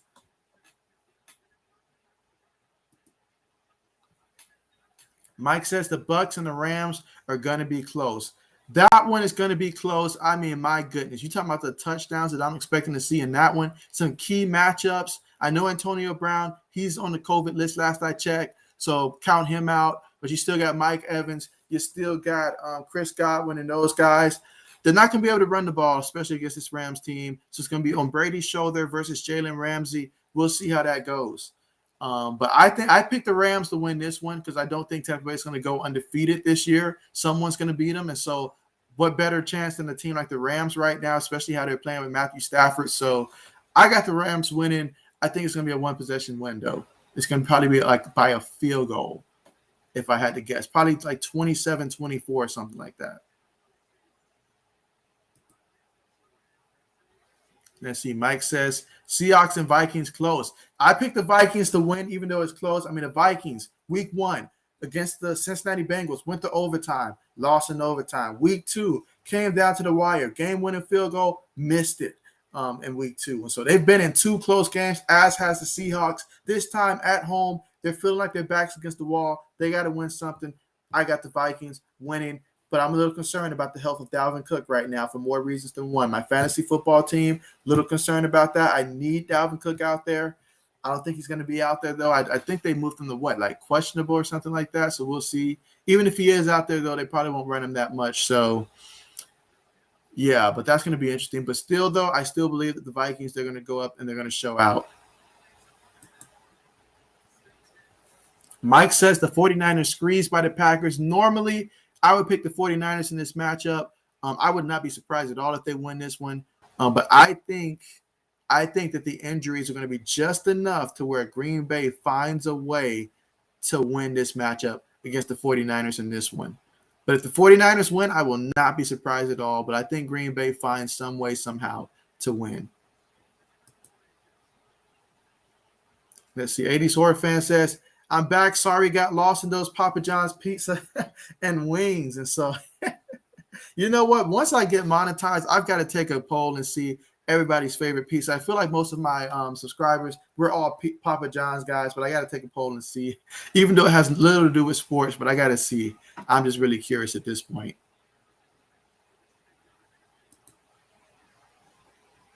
Let's see. Mike says Cowboys go nuts. They're playing the Eagles. I actually think that the Cowboys and Eagles is going to be a closer game. And by closer game, maybe the final score be something like Cowboys like 35, Eagles maybe about 24, possibly 27, because you know how division games are. You throw the records out the door, all that stuff. So we'll see. Anytime you have Jalen Hurts and this mobility out there, you just never know. You just never know.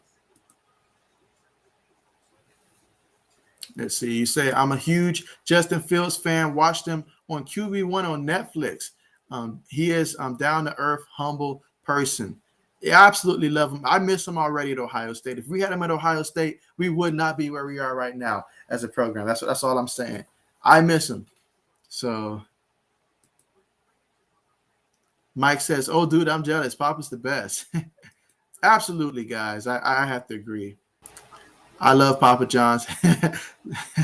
I'm right there with you guys, for real. Mike says, I forget Brissett's playing. He okay, but if Tua, cover your eyes. Yeah, so we're going to see how Brissett looks in this game. I feel like this is a good game for Brissett in terms of just stepping in. 17 points, I think, is what he's going to get the Dolphins, maybe possibly 20.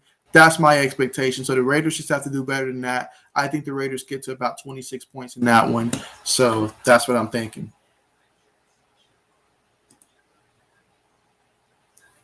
Let's see. You say the Bucks and the Rams will be the game of the week for sure. And so, no doubt about it. No doubt about it. I'm talking about get your Papa John's ready. Get your Papa John's ready for that game, guys. I mean, my goodness.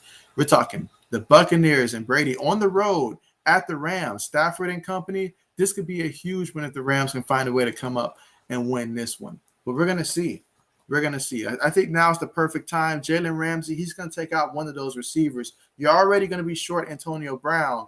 And so all I'm saying is that, they're not going to be able to run the ball against Aaron Donald and company. So now is the perfect time right now. We know how teams that can generate, pass rush by just using their front four against Tom Brady, historically, how they've done against him. I mean, even last year when the Buccaneers played the Giants played them to the T. The Bears played them to the beat them last year. So anything's possible. I like this Rams team. Cooper Kupp, he's out there. You said true 80s. Mike says, if Gordon washed up, then forget it. Next time, don't hang with Manziel. He bad influence. Oh, good old Johnny Manziel, man. Talk about it. I would have loved to see Johnny Manziel if he had just all the off the field stuff and just was mentally zoned in on being great. It would have been nice to have seen him, and not just him, Josh Gordon. I mean, what he could have been in the league. There's going to be stories that you just look back and you're like, what could have really been, but it wasn't. Mike says, Papa got wings. He said that are better than microwave. Oh, yes. Oh, yes. Definitely. Definitely try it out. And see, 80s horror fan says, yes, Mike. Absolutely. Mike says that the Detroit style from the hut looked good. I almost got that last night because I actually did. I feel like I'm not faithful to my pizza places. I feel like on certain days, like on the weekends, I'll get me some Papa John's, but on a Friday night, I'll get me some Pizza Hut. Let's see. 80s horror fan says, come on, Eagles will win 35-31. If that's the case, I guarantee that means that Jalen Hurts, he's got about 2 rushing touchdowns in the game. Vontae Smith, maybe he goes out there and get one. I mean, I don't think that's crazy at all. I think that is very well a possibility because I think the Cowboys and Eagles is going to be a one-possession game, or at least if not one possession, within 10 points when it's all said and done. Because these two teams, their rivalries, they're going to be amped up for this one. Coaching staffs, they're going to know how to play each other. It's going to be a good one. It's going to be a fun one to watch. I'm looking forward to it. Let's see. Mike says that's the Papa John's ready game. Absolutely. That's the one you're going to want to have it for. Bucks and Rams. Let's see. Mike says that's the highest rank. All right. So we finally got the guys coming out of halftime here. And one thing for sure, I mean, these running back coaches, they've got to be busy in this one. So especially the offensive line coaches. I mean, both teams have not been able to generate anything on the ground so far in this one. But Wisconsin, the difference in this one has been Wisconsin. Mertz has got to step up. He has got to play a lot better than he did in that first half. So you've got Notre Dame about to do the kickoff here. All right, so let's see what happens. Wisconsin's going to be the first one to get the ball. There's got to be some wind out there, guys, because this football keeps getting knocked down on the kickoff. So now they're going to have somebody come and hold it.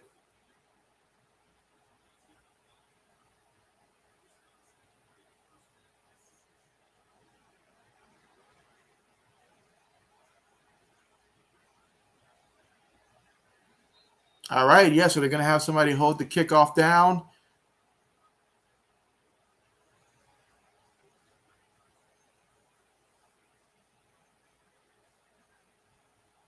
Kick is up, and the second half is now on the way. All right, that's going to be a touchback.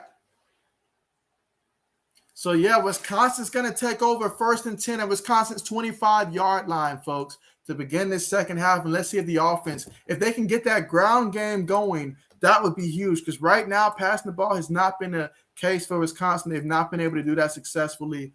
And so they're either going to have to, 1, step up in the air, or 2, find a way to get that ground game going. We know what they're capable of doing on the ground, but against a team like Notre Dame, that's not going to be easy at all.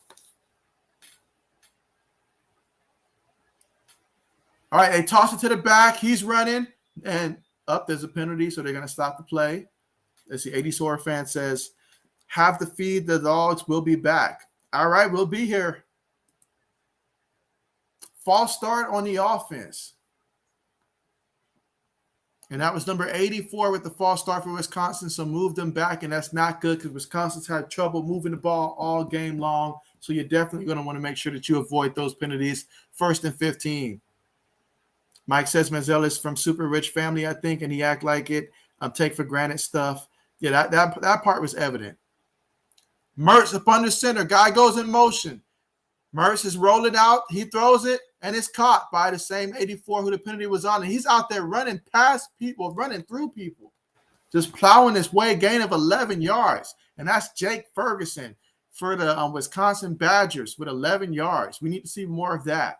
So 2nd down and 4, Wisconsin's 31-yard line.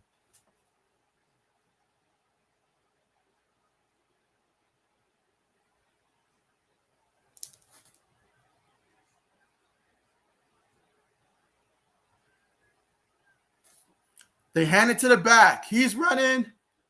Gain of about 4 yards on the play. Is it enough for a first? Yep, it's going to be 1st down for the Badgers. So if they can run the ball like this, it doesn't have to be big games, but just get a good 3-4 yards on the carry. I feel like that can really help this offense out right now.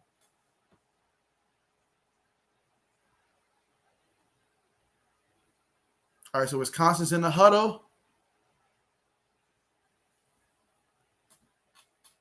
All right, so they're going to line up. They've got two receivers at the top. Mertz up on the center, back in the backfield. Fake it to the back. Mertz looking. He's going long. Incomplete. He overthrew the receiver on that one. And so that's been the story all game long for Mertz. Every time he's looked deep, he just has not been able to connect, guys. Just hasn't been able to connect. So 2nd and 10, ball at Wisconsin's 36-yard line. You have to wonder, I believe there's got to be some wind. I don't know what the actual wind is right now, but there's got to be some wind in the game that's probably impacting some of these passes. He hands the ball to the back, gain of about 2 yards on the carry. That's going to bring up 3rd and 8 at Wisconsin's 38-yard line. So can they convert on another 3rd down?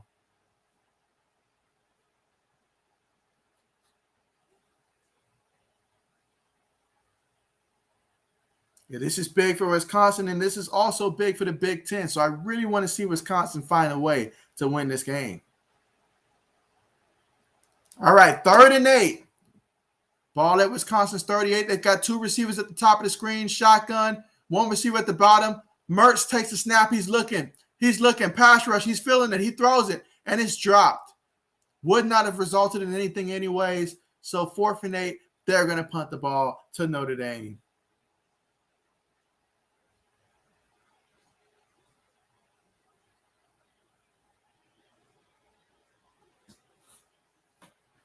So, yeah, the punt team is about to come out, and let's see if they can push Notre Dame back.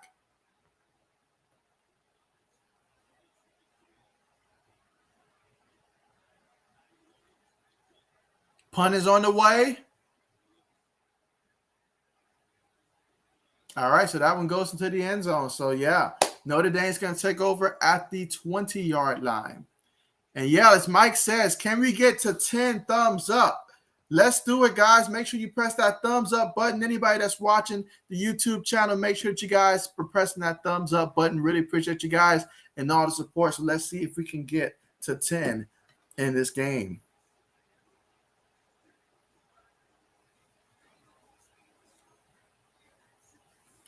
Yeah, appreciate that, Mike.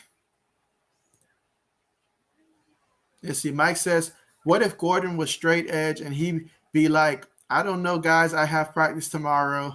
But Manziel and the cool kids were like, just one, and that's how it got started. If only that was the story, but I can't put that one on Manziel. I really can't.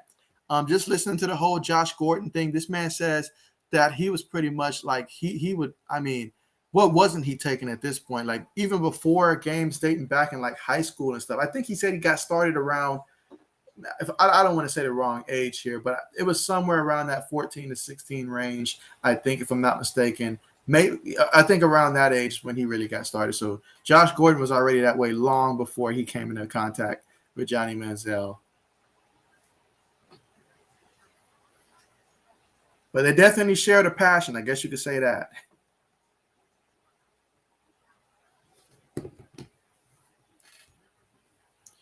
So, yeah, when we get back, Notre Dame is going to be going 1st and 10 at the 20-yard line.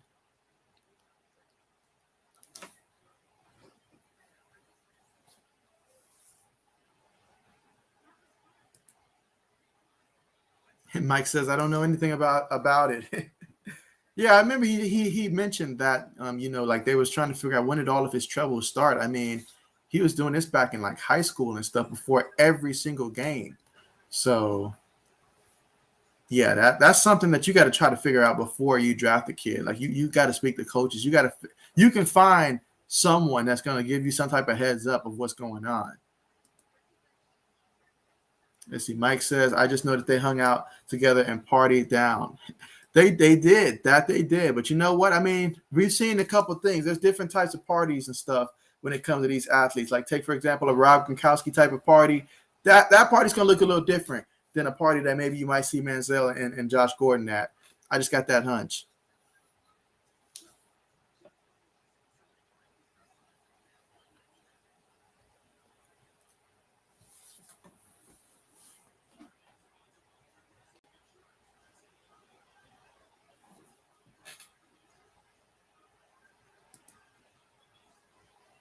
Let's see. Mike says that was 2013. Nowadays, they know everything you ever did. You're absolutely right about that. Absolutely.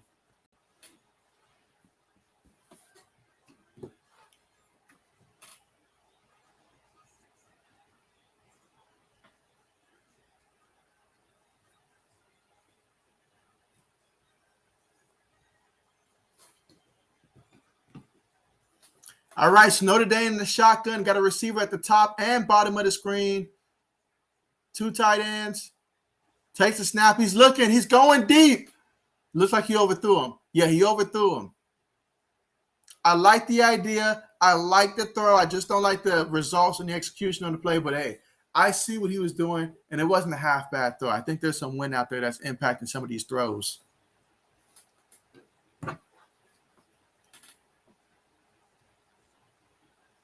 All right, so Jack Cohen, 14 of 26, 152 yards, a touchdown so far in this one in the first half. He takes a snap, hands it to the back, and the back looks like he got stuff. If they give him forward progress, it should be, I believe, a loss of a yard. So it's going to be 3rd and 11. Let's see, Mike says, they got private investigators that millions of investment. Oh, yeah. Oh, yeah. And they're finding out everything. 3 receivers at the top of the screen. Shotgun formation.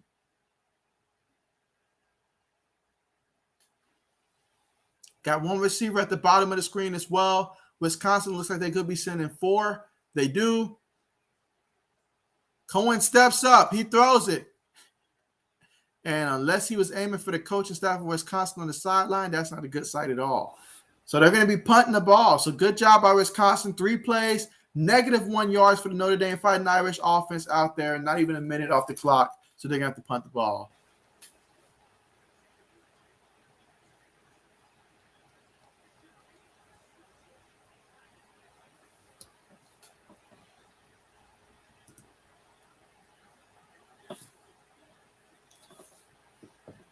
All right, so Notre Dame with the punt. All right, we're going to get a return by Wisconsin. And so that's going to be to about the, say, 43-yard line. Yeah, Wisconsin's 43-yard line.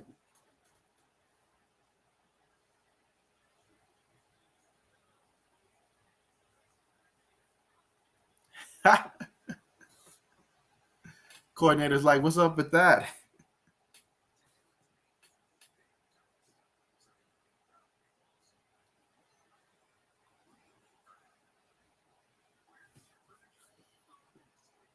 But yeah, guys, make sure you guys are pressing that thumbs up. I really appreciate that, guys, so much. Really appreciate all the support here. So let's go ahead and press that thumbs up here so that way YouTube can go ahead and elevate this video, and hopefully we'll get some more people to join us here, because this game, if Wisconsin can get a touchdown, we can have a good game here. We just need Wisconsin's offense to get cranked up. They've got to find some way to get Mertz going somehow, some way.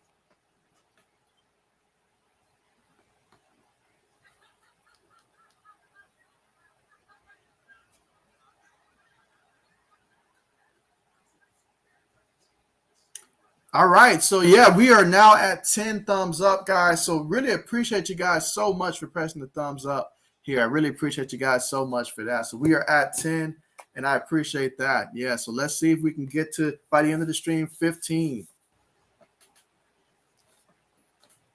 And yeah, so just looking at what we've seen so far, statistically speaking, while we have a minute, Jack Cohen, he's 14 of 27, 152 yards, averaging 5.6 yards. So he's not really getting too much deep, but he has gotten a couple in this one. He's got a touchdown so far. Now, on the ground, I mean, Cohen, he's got like 8 carries, and they're saying -14 yards. So, yeah, it's been really hard to run in this one. Kyron Williams, he's got 9 carries, 6 yards. So yeah, it's been a struggle for Notre Dame running the ball. Same for Wisconsin as well. So both of these teams should be proud of their run stop defense in this one. Now, in terms of the receivers that they have passing the ball, they've got a team. It's been a team effort. I mean, Michael Mayer, he's been leading the Notre Dame, the Fighting Irish, in terms of receptions. 5 receptions, 33 yards for the tight end. You've got Avery Davis, 2 receptions, 23 yards. He's averaging about 11.5 yards a catch. Kevin Austin Jr., 3 receptions, 49 yards in this one. So those have been some of the more core guys that he's been targeting. But, yeah, he's really targeted about 7 guys so far in this game. Well, actually 6 guys so far in this game. Look at Wisconsin. Graham Mertz, 6 of 16, 1 interception, 82 yards on the ground. I mean, Chuz Malusi, he's got 9 carries for 20 yards, averaging about 2.2 yards a carry. Now, he's a really good back. Don't let this game change your opinion of him. He's still a great running back. It's just this game is not a game that you can just run on without having any type of passing game. And believe me, Mertz is not doing him any favors right now with how he's passing the ball. Let's see. Mike says the only thing holding Mertz back is the whole not good at throwing thing. Talk about something minor there, Mike. Something minor. All right, so we're about to return to action here. Mertz up under center, 2 receivers, fakes it to the back. He's looking. He pitches it to the back. Running back is going. He makes a move. He's going. These are going to count as passing yards here for Mertz. Takes it all the way to the 21-yard line of Notre Dame. What a play. That was all on the running back there. Malusi on that one, he had 35 yards and a huge first down, and that's exactly what Wisconsin needed. Some life out there on offense. That is great. My goodness, that is a wonderful feeling right there to see for Wisconsin's offense. And I'm telling you, this is a tremendous running back right there. He just hasn't been able to run the ball because Notre Dame's been in the backfield. And there's going to be a penalty. It's got to be on Notre Dame. But I see Wisconsin moving back, so let's see. All right, first start on the offense. So that's going to be on Wisconsin. You cannot have penalties. You just had your biggest play of the game. You cannot have penalties like that that's going to move you back because you know how hard it's been to move the ball through the air. So you just cannot do it. It's their 4th penalty of the night.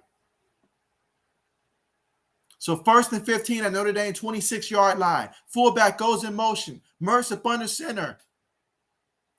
Mertz is looking. Back picks up the pressure. They throw it. Can the receiver get the first? He's probably about a yard shy, but an excellent pass right there. So this offense is finally now looking like they're trying to wake up here, but they need to finish in the end zone. This is a drive that you must come away with a touchdown from, I believe.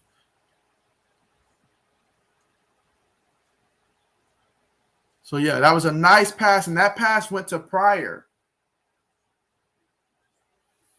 That was Kendrick Pryor's 3rd catch of the game. So here we go. 1st and 10. Mertz up under center, receiver in motion at the bottom of the screen. They toss it to the back. He gains about 3, maybe 4 yards on the carry. And that's going to make it 2nd and 7 at Notre Dame's 8-yard line. This has got to be Malusi's territory here. You got to run him, I think. He's your best bet. I know that's going against the strength of Notre Dame, but I just got the feeling that if you just go strength versus strength, he's so special. He can find a way. He knows the urgency right now for this Wisconsin's offense. Let's see, they're tied for 120th in FBF entering into the season with their red zone offense. So it's time to change that. If we do pass it, I say you got to aim for the tight end on this one if you're Wisconsin. Takes a snap out the shotgun. He's looking. He throws it to the receiver. That's a touchdown. Touchdown, Wisconsin Badgers, and that was Pryor. Kendrick Pryor with the receiving touchdown on the play. And what a touchdown. This game needed that. Wisconsin needed that touchdown. Big drive for the Wisconsin Badgers, and that's a great way to send confidence to the whole team. Now the defense feels confident that the offense can score, and the offense believe that they can do it too. And the fact that this was through the air, maybe later on that can open up some holes on the ground, because I think if they can get some stuff going through the air, that's really going to help the ground game. But first things first, let's tie it up with the PAT. Kick is up. It is good. We're all tied up here in the third quarter with 9 minutes and 53 seconds remaining to go here in the third quarter. So, yes, what a drive. Wisconsin's best offensive drive. They finally get their first touchdown of the day, and what a possession it was for the Wisconsin Badgers. Mertz stepped it up in this one, and we're going to need to see that consistency throughout the rest of this one.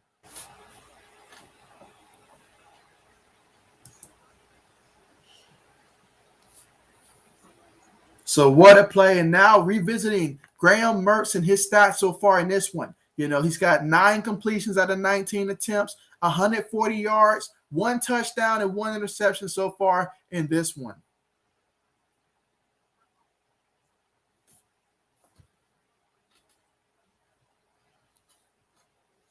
So we'll see if this is finally what gets them going offensively. Meanwhile, for Notre Dame, let's see if they're going to respond in this one. But one thing's for sure, we're all tied up here, and I'm excited about that.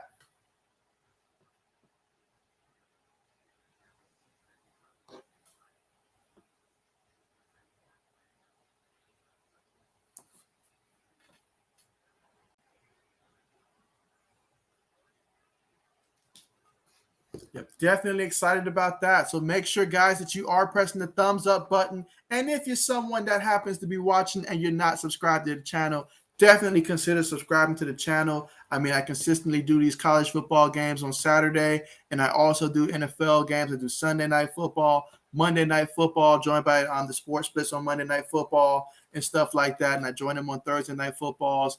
I'll be covering basketball as well once those seasons start. So definitely, guys, make sure that you guys are subscribed to the channel and help me get closer to that 1,000 subscriber mark for sure, guys. Really appreciate you guys so much. And we've got a tie ball game. I knew that coming into this one, it was going to be more of a defensive outing so far. But, hey, we're all tied up. This is huge for both teams here.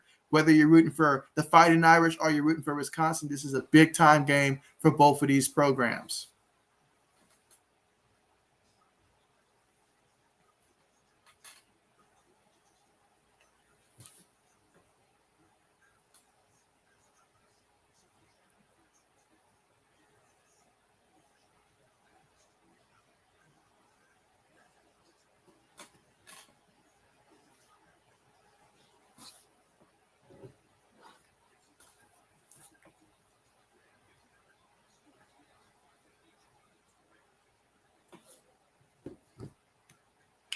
All right, so we're about to come back from commercial here. And we're going to see how Notre Dame responds because now we're all tied up again. I've seen some good things from Cohen, though, like for Notre Dame. I have seen some good things for him throughout the air. It would be nice if they can get some type of a ground game going if you're rooting for Notre Dame to try to get that going. But Wisconsin's front four has been absolutely stout when it comes to stopping the run for Notre Dame as they've tried to run it. So they have definitely been relying on the passing game in this one. I mean, Cohen's already got 27 attempts. So that goes to show that they are heavily reliant upon the passing game in this one.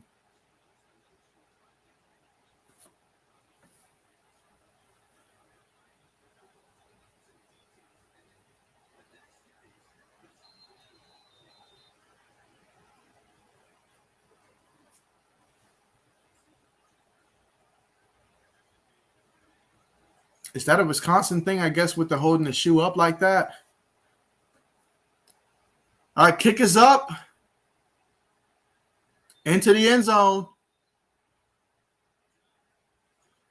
All right, so Notre Dame's going to come out 1st and 10 at the 25-yard line. We'll get to see Cohen and company try to respond to what Wisconsin did by tying this one up. We're still got a lot of time here in the third quarter. 9 minutes, 53 seconds remaining to be exact here in the third quarter. So let's see what happens. The second quarter was all Notre Dame in this one. Let's see how they respond now that Wisconsin's got going.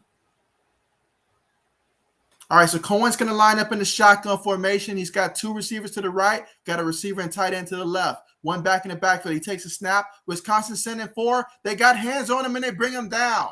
What a sack. And so now he's at the 19-yard line. So what a sack. Sanborn and company getting there for the big sack.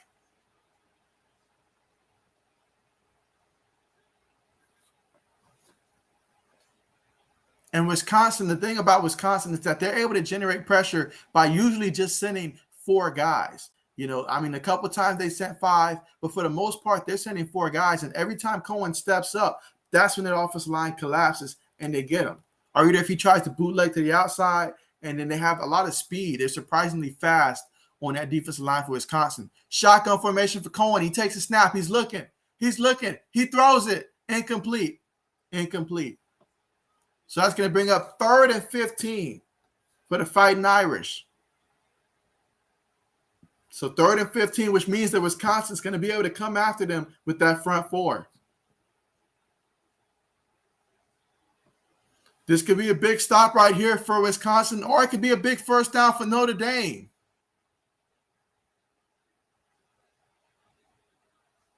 All right, so looks like they're going to be sending 4 up, but they stopped the play.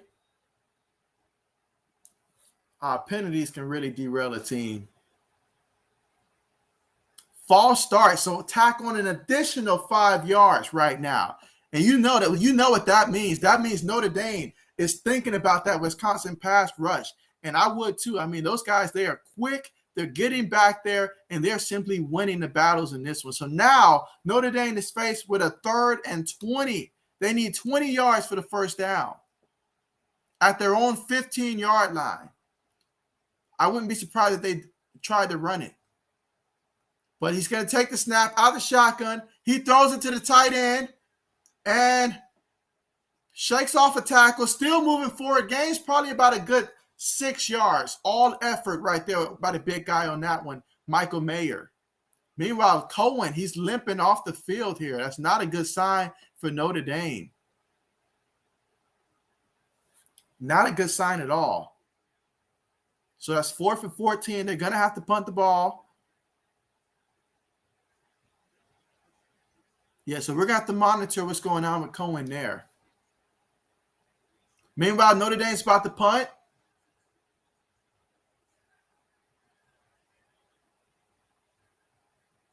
All right, so he's got the punt. Punt's on the way. No return. That's going to be no return. So it looks like the punt's going to make it all the way to about the 30-yard line of Wisconsin. Man, yeah, he got sandwiched by those linemen.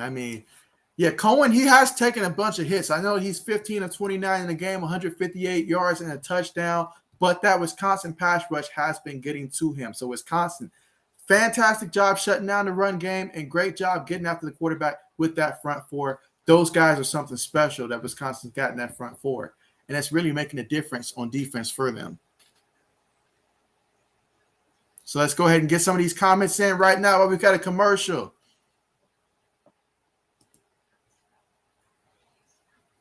Let's see. Mike says, you may not have wanted to click strange links. Did you see that one I sent with Dr. of CMC?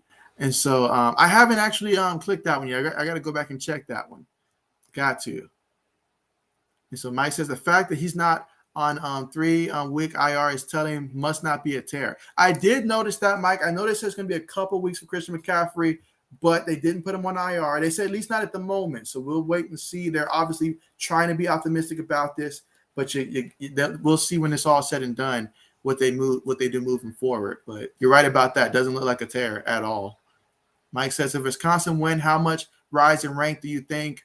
That's a good question. If Wisconsin wins this game, obviously pending what happens with everything else, but this is probably one of the closest games outside of Arkansas and Texas A&M, I believe. So a win for Wisconsin, I think it puts them at least to about a good, maybe that 14 range, because their only loss so far would be Penn State.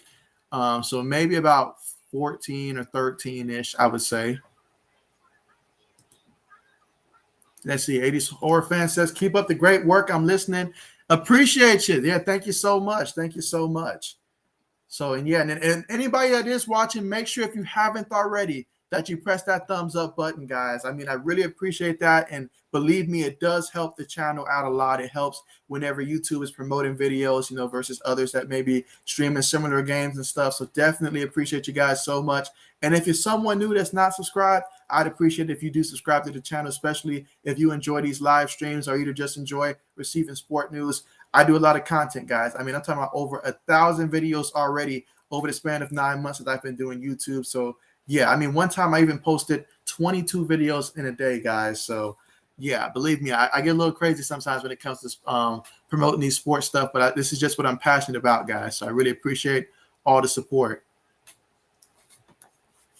And yes, we're tied up 10-10. I've got a feeling, guys, that this one right here is going to come down to the wire. Really hoping that Cohen is okay, guys. Really hoping that he's okay. Meanwhile, you've got Wisconsin looking to pass, overthrows his receiver.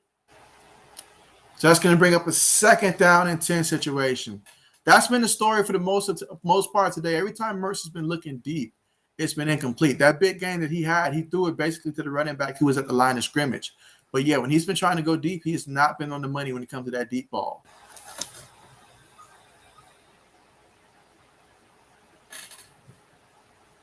But, yeah, so far the third quarter has been all Wisconsin. Let's see if they can keep that going here. 2nd and 10, ball at Wisconsin's 30-yard line.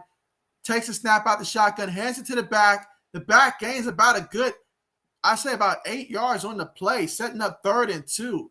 And believe me, if Wisconsin can keep that going, they will continue to run the ball. If Notre Dame's defense starts to get tired, that's going to be a big bonus here in the fourth quarter, especially once we get to the fourth quarter. I think for Wisconsin, I think they'll be able to run the ball a little bit better in the fourth quarter.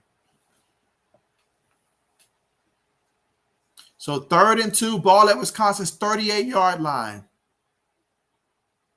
They need 2 yards for the first. Oh, man, they're 0 for 7 in the game on 3rd down. Wow.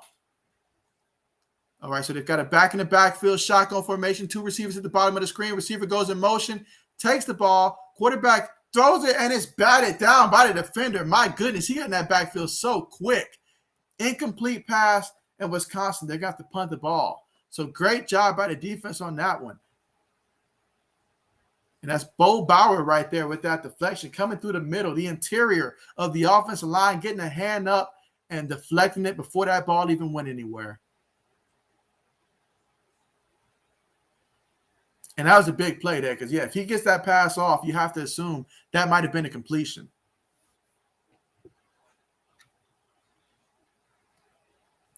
All right, so 4th and 2. They're lining up to punt the ball from their own 38-yard line. All right, so clean snap, punts on the way. Let's see if we'll get a return by the Fighting Irish. So no return, ball's rolling. Rolls all the way to about the 11-yard line of Notre Dame. So Notre Dame's going to take over at the 11-yard line. So pretty good punt on the play. Ooh, but Cohen does not look like he's heading towards the field. In fact, just the opposite. He is heading towards the locker room. So that means we're going to see a different quarterback in for Notre Dame.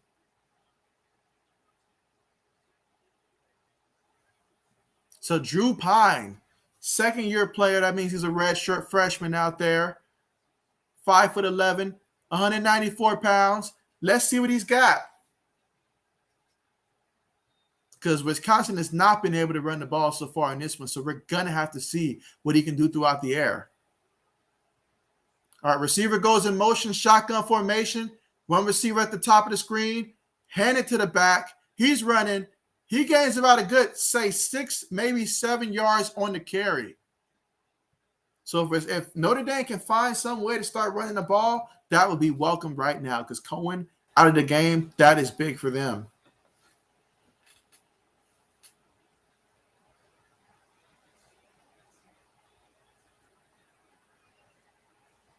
All right, 2nd and 3. Shotgun formation, trips at the top. Receiver motions to the bottom of the screen. Fake it to the back. He's moving. He looks quick. He throws it. Nice throw. And the receiver's still running. Oh, man, what a play. What a play. What a play that was. So you got to see a little bit of his mobility there. He clearly looks like he's pretty fast when it comes to being able to run outside, at least quicker than Cohen. And that's Drew Payne right there for a 16-yard completion to Avery Davis. So excellent job by him to be able to extend the play and find the open guy on the play. First and 10 at the 45. I'm sorry, at the 38. He's looking, he throws it, and it's caught. Excellent. I like what I'm seeing so far. I know it's early, but he is throwing that ball. 17 yards again for Avery Davis. And now the ball's at Wisconsin's 45-yard line. So even though the pressure was coming directly up the middle, he stayed put, found his guy, and threw it. So that's first and 10. Wisconsin's 45-yard line. Shotgun formation, tight end motions closer to the line, 2 receivers at the bottom of the screen. They hand it to the back. That's Williams. He's running. He gains about 6 yards on the carry. That's got to be his best run of the night. Kyron Williams, 6 yards. All right, so 2nd and 4. Ball at Wisconsin's 39-yard line. Shotgun formation. Williams is the back in the backfield. Pine at quarterback. 2 receivers at the bottom of the screen. 1 receiver up top. They look to the sideline for the play. Takes a snap. He's looking. Wisconsin sends 4. He's going to try to go deep. Incomplete. Incomplete. Great coverage once again by Hicks Johnson. I like the way that Hicks is able to get his hands up in these situations because he's come up pretty big right now for Wisconsin a couple of times in this game when they've targeted him one-on-one. Good job looking back, finding where the ball is, and making sure to get that hands up and get separation. 3rd and 4, shotgun formation, 2 receivers and tight end at the bottom of the screen. 1 back in the backfield. And that's going to be Williams in the backfield with him. Pine's looking. He throws it. Incomplete. Incomplete. That was big. I felt like that was on the receiver there. Kevin Austin Jr. was not able to fight and get that ball for his quarterback. Backup quarterback in. You got to help him out. Secure the catch. I mean, a little grab, but the ball hit him right there on the hands. Like, it literally hit him on the hands. You're a wide receiver. Use your hands and catch it. That's a catch that you got to make, especially with your backup quarterback throwing the way that he's throwing. Oh, wow. Look at Notre Dame. They lined up like they were going to punt the ball, but then they moved the guy up under center.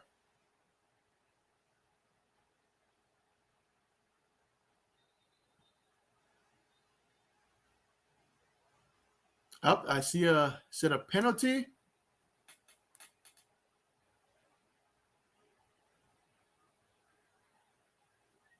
All right, so that's delay of the game on Notre Dame. So that's going to move him back 5 yards. But yeah, great job by Wisconsin, just remaining disciplined and not panicking on that play, which would have been so easy to do given how they lined up in a punt formation. Then all of a sudden they scrambled and lined up and looked like they were going to take a snap from an offensive standpoint. So great job by Wisconsin that time, not being fooled, remaining disciplined. 4th and 9, Notre Dame to punt the ball. 4 minutes and 43 seconds left in the 3rd quarter. Punts on the way. I see the fair catch symbol. And yeah, so they're going to be taking over. Wisconsin's going to take over at their 7-yard line when we return.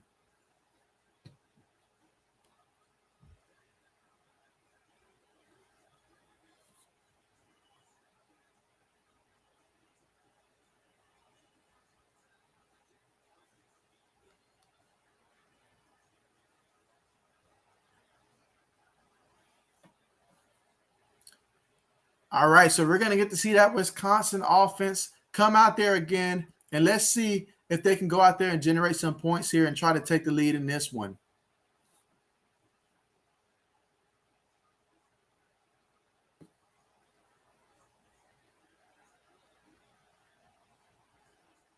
All right, 1st and 10. Mertz lined up under center. They put the receiver in motion, 1 back in the backfield. Hands it to the back. Notre Dame's got him. He made it back to the line of scrimmage and possibly gained a yard. Yeah, so that's going to set up 2nd and 9.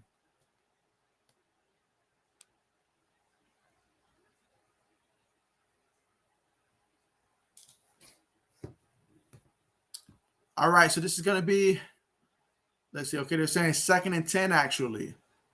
4 minutes and 10 seconds remaining here in the third quarter. Been a very, very defensive game so far in this one. All right, one back in the backfield. Mertz up under center. 2 receivers at the bottom of the screen. He throws it incomplete. Yeah, he wasn't taking no chances on that one. He was trying to get the ball the prior, but he was not going to wait for that pass rush to get to him. He just ended up throwing that one quickly, incomplete. So that sets up a 3rd and 10 situation. Wisconsin at their own 7. You really want to try to get a first down for the sake of, if nothing else, other than field position, because you don't want to punt the ball and let Notre Dame have very good field position, especially how they looked last time with Pioneer and their quarterback. So 3rd and 10. The Fighting Irish, they sensed this opportunity here to try to get good field position for their offense. Let's see. Mertz lines up in the shotgun. 1 back in the backfield. 2 receivers at the bottom of the screen. He's looking. He throws it to the back. And the back gains about 5 yards on that one. So, yeah, Notre Dame was in the backfield super quick on that one. So, you had to just throw it to the running back. Get what yards you can. 4th and 5. Wisconsin's going to punt the ball. Great job by the Notre Dame defense to force them to have to punt the ball, go 3 and out, 3 plays, 6 yards, about 50 seconds off the clock.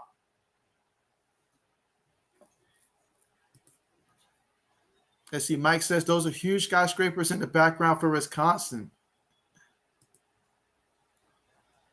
Meanwhile, the punt is up, on the way. Let's see if we get a return. We will get a return. That's Williams, the starting running back for Notre Dame. He takes it to about Wisconsin's 48-yard line. So Notre Dame is going to start off in Wisconsin's territory.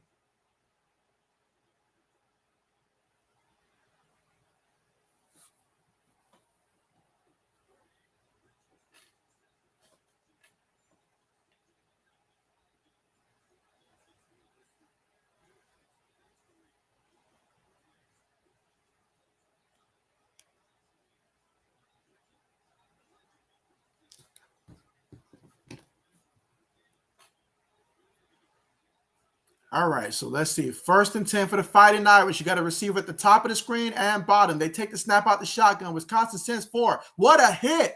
What a hit. That's got to be a fumble. Did they recover it? Did they recover it? And did he recover it in bounds?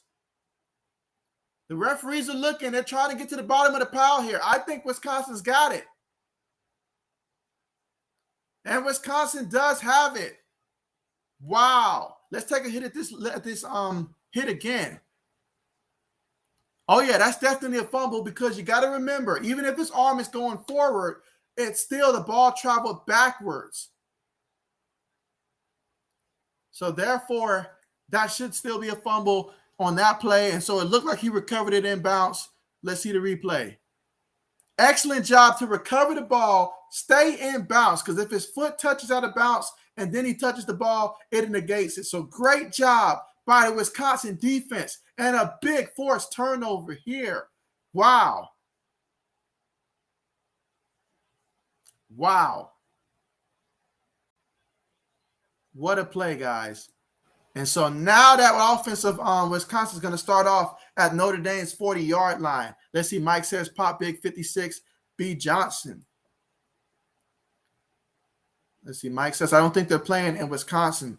And so I believe that, if I'm not mistaken, is this game like in Chicago, if I'm not mistaken?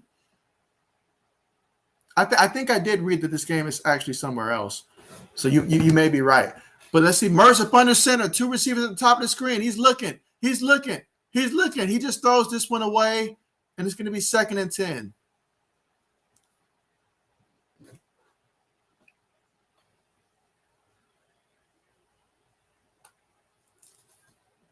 Let's see. So, yeah, what a game we've got so far in this one, guys. I mean, you talk about defense.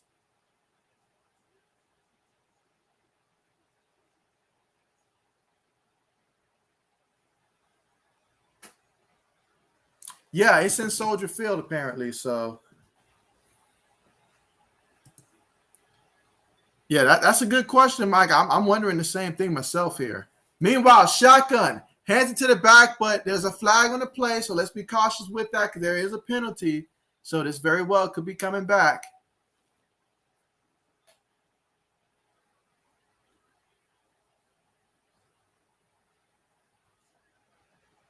Okay, so an offsides, but on the defense here of Notre Dame. So it's going to be 2nd and 5.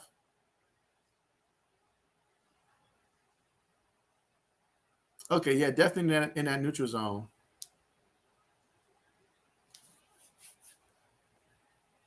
All right, so 2nd and 5. Let's see what's going to happen here. Mike says, let's get a big touchdown. That would be exciting if that happened right now, Mike, for sure. Okay, Mertz up under center. Receiver at the bottom of the screen goes in motion. He tosses it to the back. Excellent pickup by that offensive line. I saw some guys hit the floor on that one.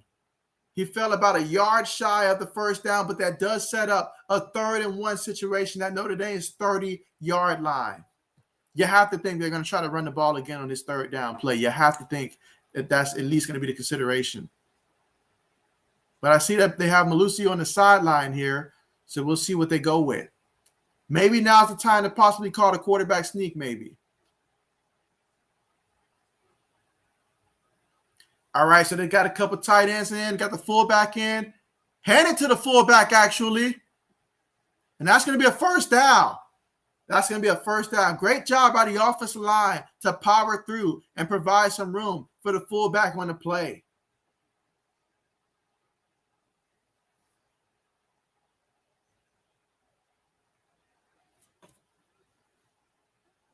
Yeah, they got that 1st down with ease on that one. The offensive line is starting to win a little bit more of the battles, I see. That was a 3-yard run by the fullback.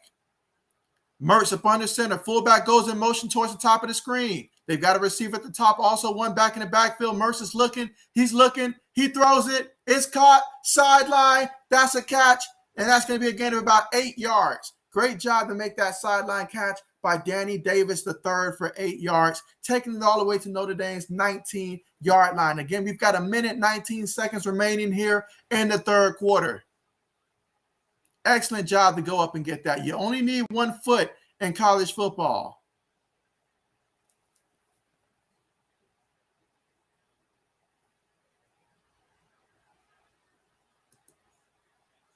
All right, so 2nd and 2. Receiver at the bottom of the screen in motion. Tosses it to the back. He's running. He's running. He's still on his feet all the way to the 10-yard line, guys. The 10-yard line. This offensive line for Wisconsin, they're starting to win the battle more and more and take over the game. As you can see now, there's a lot more running space now. And that's great if you're Wisconsin, because you know that Malusi, he's a guy that can definitely take advantage of that. The 2 games they played this year, both games he had over 100 yards. And so now he's starting to get comfortable because that offensive line is starting to actually win the battle. And I'm seeing those Notre Dame defenders start to hit the ground. Okay, so Mertz up under center, tosses again to the back.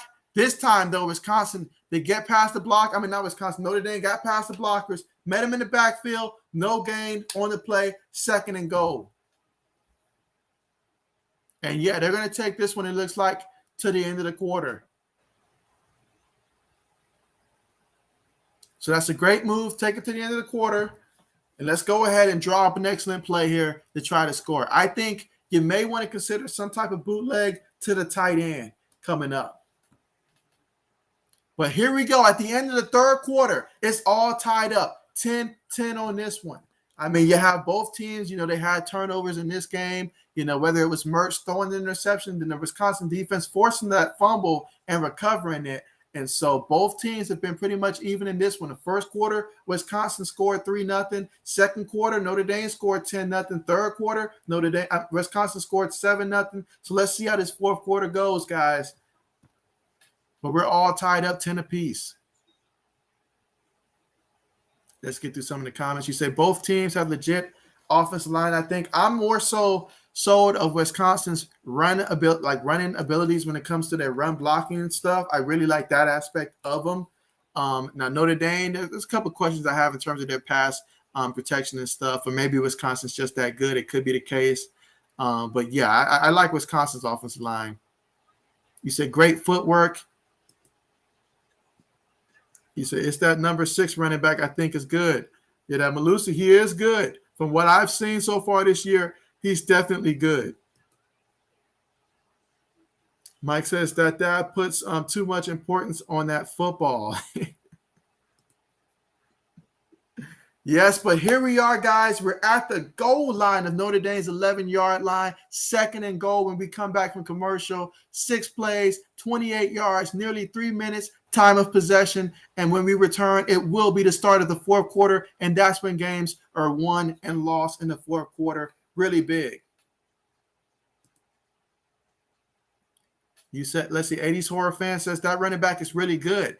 Yeah, absolutely. I mean, this is the second time I know that I've streamed the game with him. That first game, he went for I think 144 yards, if I'm not mistaken. And so, yeah, he's really good. If there's one thing about Big Ten running backs, they know how to run the football. That's for sure. You will find running backs in the Big Ten. That is for sure. No doubt about that. Mike says Dr. Pepper commercial.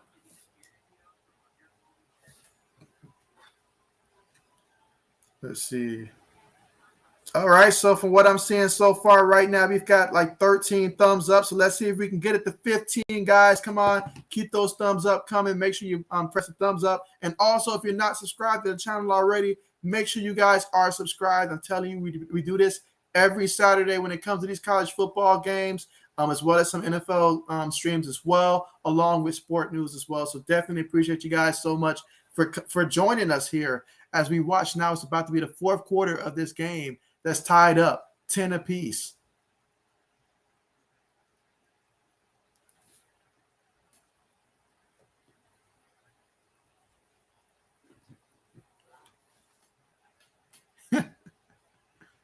You see all those Wisconsin fans, and you see the one Notre Dame fan, and everybody's looking at him like, would you please stop?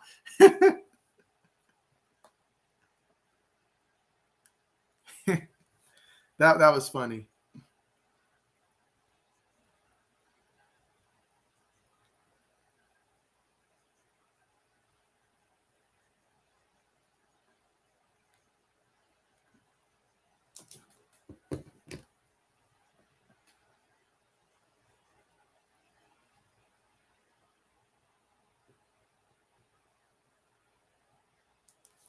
All right, guys. So we're about to start the 4th quarter very soon.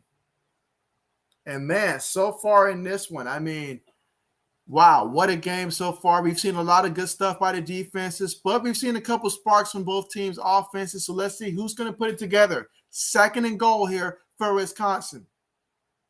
And Mertz, he's going to be lined up. It looks like up on the center again.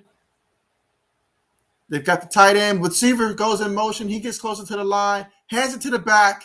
He goes forward for about a good 3 yards. I'm thinking 3 yards, possibly 4 on the carry. So that's going to bring up a 3rd and goal at Notre Dame's, looks like 9-yard line.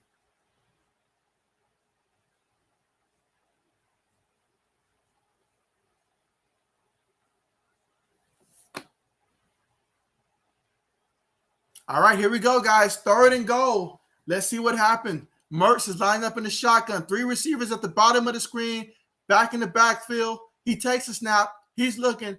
He throws it. Incomplete. And he was aiming for Kendrick Pryor on the pass. That's going to bring up 4th and goal.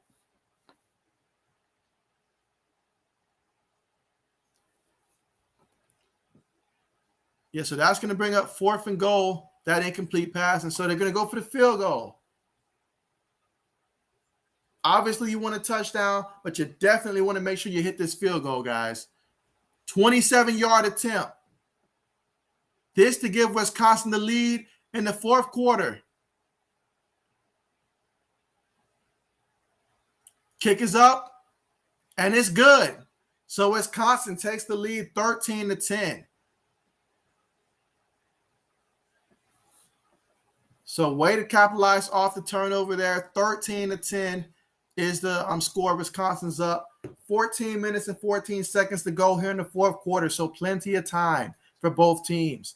This game is far from being over.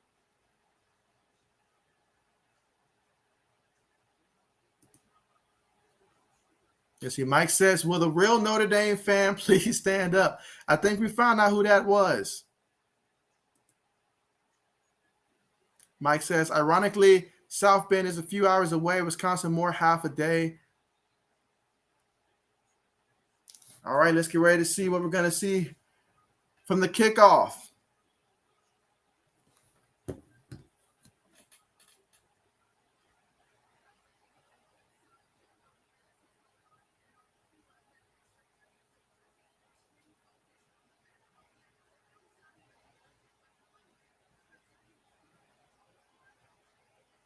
All right, so yeah, Cohen's got his helmet on. He looks like he's still out there, but you see Pine, he's still out there keeping the troops warmed up. So I'm interested in seeing who they're going to go with here on this drive when Notre Dame gets the ball.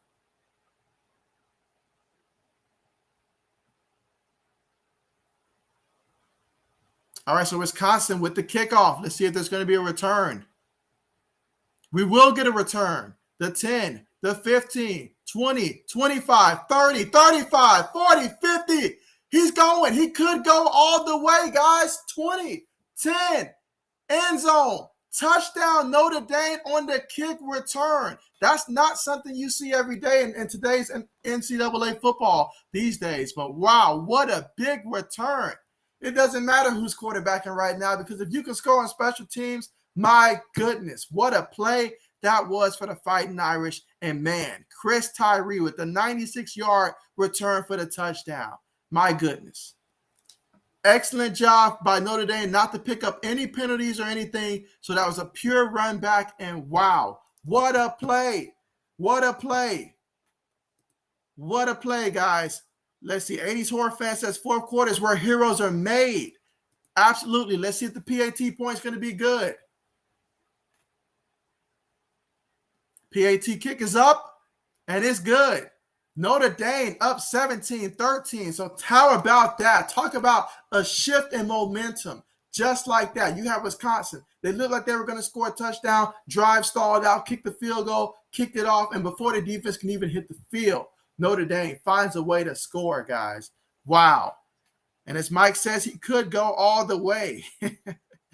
And let's see. Blake, thank you so much for joining the stream, man. Glad to have you here. And Blake says, let's go Irish. So Blake, he keeping it down here for the Fighting Irish in this one, and a huge game for both teams right now. And that was a big play. They say big-time players make big-time plays, and it doesn't get any bigger than that, guys. That was a fantastic return, and excellent return blocking as well, not to pick up a penalty here. So, yes, this game just got a lot more exciting, guys. So we're going to have to see how Wisconsin can respond now after that last drive fell just shy.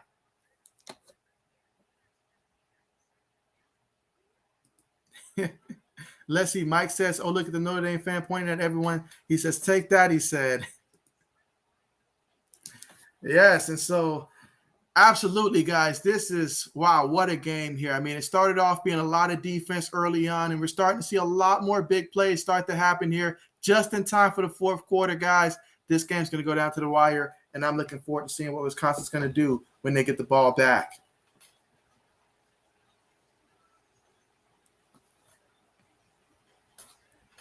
But that is big, because that probably means that Wisconsin's either going to have to at least get two more field goals or at least try to get a touchdown. Wisconsin's come close a couple times, had to settle for field goals. They're going to have to finish in the end zone, I think, in this fourth quarter if they're going to have a chance to win this game.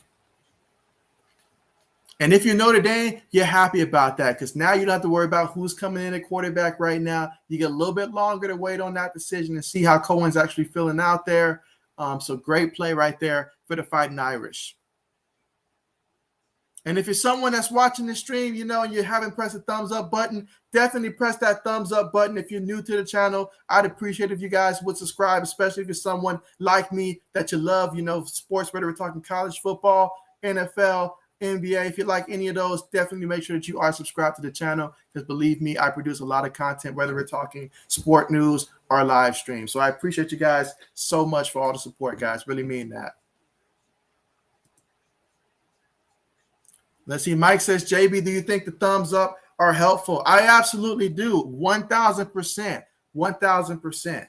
And so it's because of these thumbs up that other people who may not come across the channel normally will get to at least see the channel and have the option to join us as we're watching the game. So that definitely does help. But man, what a play so far. That return, that was one heck of a return, guys. Like, that was one heck of a return. special teams, they say, can really change the outcome of a game. And that was their first kickoff return since 2016 versus Army. So that is going back, guys, to 2016. All right, so the kickoff is on the way. Let's see if Wisconsin's going to return. We're going to get a return for Wisconsin. The 20, 25, 30, 35 out of bounds. That's a flag right there. That's a flag. You know he was out of bounds for real. Oh, he did not appreciate that hit right there. Wow. Wow. That was uncalled for. Let's see, because they've already blown the whistle and stuff. You already know he was heading out of bounds. I mean, his momentum would have taken him out. Brian Kelly's like, are you serious? Personal foul against Notre Dame. So, man, you tack that on as well. You cannot make that. You cannot do that in this situation if you're Notre Dame. I mean, my goodness, you cannot make that mistake. That was you just made a big play on special teams, just took the lead. It's a one-possession game. This game is too big. This is bigger than just one person for you to make a selfish play like that out there. All right, but here we go. 1st and 10. Ball at the Wisconsin 47-yard line. Thanks to the penalty added on with the return. Mertz is up under center. They've got a tight end. They've got one receiver at the top of the screen, one at the bottom, back in the backfield. Notre Dame looks like they're sending pressure. They do. Notre Dame meets the back in the backfield, but there is a penalty. It's a loss of about 2 yards, but there is a penalty, so let's see what the penalty is.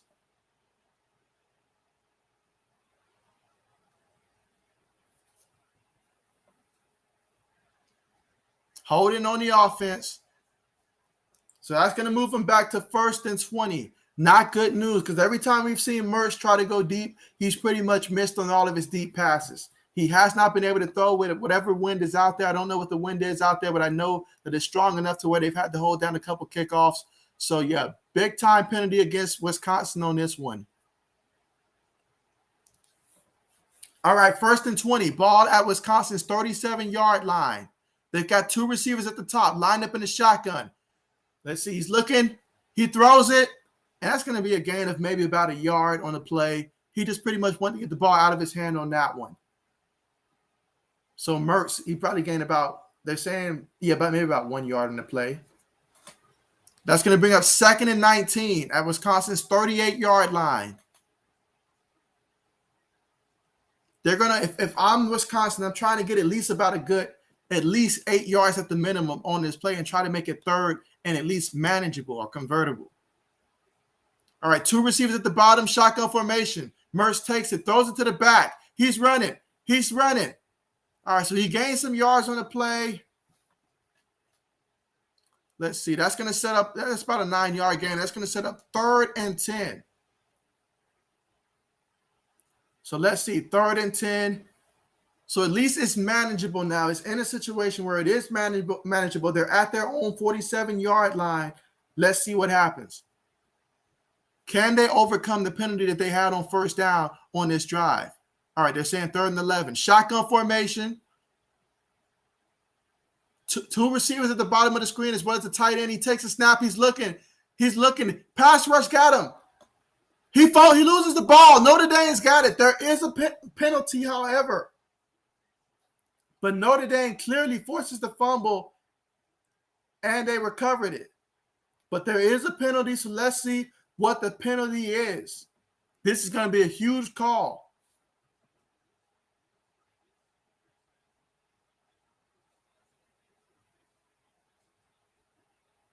Let's see. The referees are discussing right now, guys. This could be big.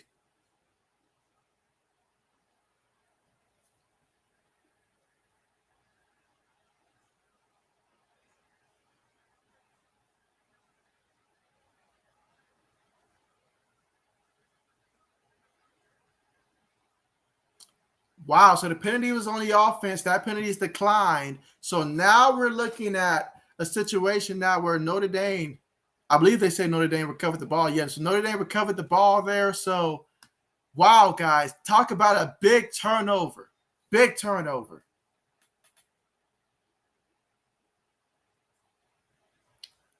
What a play by Notre Dame's defense, guys. They came after it on that one. They knew the situation. It was obviously going to be a passing down. They went down there and they forced that turnover. So now Notre Dame is going to take over at Wisconsin's 44-yard line, 1st and 10. We're here in the fourth quarter, 12 minutes, 14 seconds to go here in the game. Let's see what happens. Pine is in at quarterback. Receiver at the top goes in motion. There's going to be a penalty, though. There will be a penalty. So let's see what the penalty is going to be.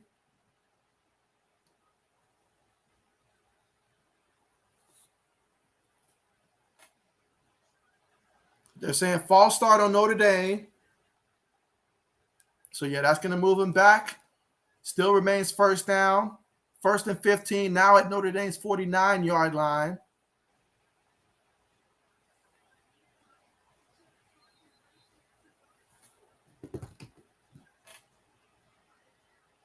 All right, so Pines is still in at the shotgun. Hands it to the back. That's Williams. Williams is running. He changed directions out there. Gained some good yards on the play, about 6 yards on the carry, taking it to Wisconsin's 45-yard line. So now that's going to bring up a 2nd and 9 situation. 12 minutes to go here in the fourth quarter. There is a Wisconsin player down right now.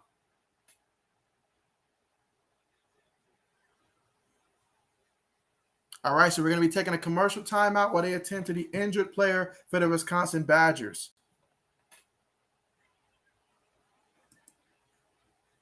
Let's see. 80s Horror Fan says, if I can give you 100 thumbs up, I would. I appreciate that, and I appreciate you and all you guys that are here joining me for this. So I really appreciate that, like, so much. Like, just having you guys here on the stream, it makes all the difference. Believe me. I remember when I first got started doing streams, and, like, it was mostly, like, I'd be lucky if maybe 1 or 2 people showed up. And, like, it's a completely different ball game when it's just you by yourself. Even going back to the NBA playoffs, I remember I was covering, I think, 1 game for the finals. And, like, it was just me on the stream all the way through the first half. So I ended up shutting down the stream. So, yeah, but that was definitely, like, a lot different in terms of where I am now and where I was back then in terms of streams and stuff. So definitely appreciate you guys for being here. Let's see. Mike says, I love this crowd. Dang. Yeah, it's a great crowd. Mike says, got to be amazing to be there. I mean, that's college football for you, Mike. That really is college football. That's what you love so much about college football. It's the fans and how engaged they are, especially if we can never get past this pandemic phase and have a lot of these restrictions uplifted. And see, Mike says Notre Dame D-line's getting better movement now. And then you say downward spiral. And so you said the score is closer than I thought it would be. And so, yeah, coming into this one, I kind of had a feeling that the game might play out somewhat similar to the way that this is. But, yeah, I mean, I figured it seems about right, honestly. I mean, yeah, because I figured it was going to be a close one, honestly. I remember when I saw Wisconsin play against Penn State, that was a close one. And then I saw how Notre Dame looked against Purdue and stuff like that. And so I was like, okay, so given how both teams have performed so far, how Florida State was able to play Notre Dame to the wire like that, I figured that, yeah, given all of those factors, this game is going to be a close one. They're both ranked. This is very important for both of them, pretty much, neutral territory. So, yeah. I knew the difference was going to come down to quarterback play. And so I appreciate that.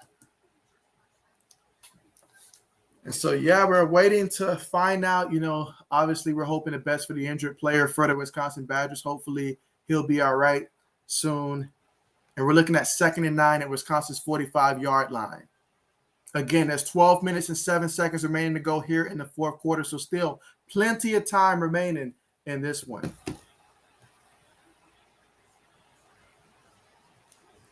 And Drew Pine, remember, he stepped in for the injured Jack Cohen at quarterback. Drew Pine, so far in this one, he's been 2 of 4 passing for 32 yards so far in this one.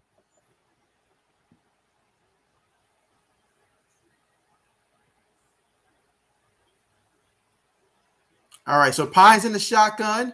Tight end motions towards the bottom of the screen. Takes a snap. Pine throws it. Excellent play. His receiver falls to the ground. He was already stumbling. Gain of maybe about 4 yards on the play. That was Kevin Austin Jr. with the reception, taking the ball all the way to the Wisconsin 41-yard line. So now we're looking at a 3rd and 5 situation at Wisconsin's 41-yard line.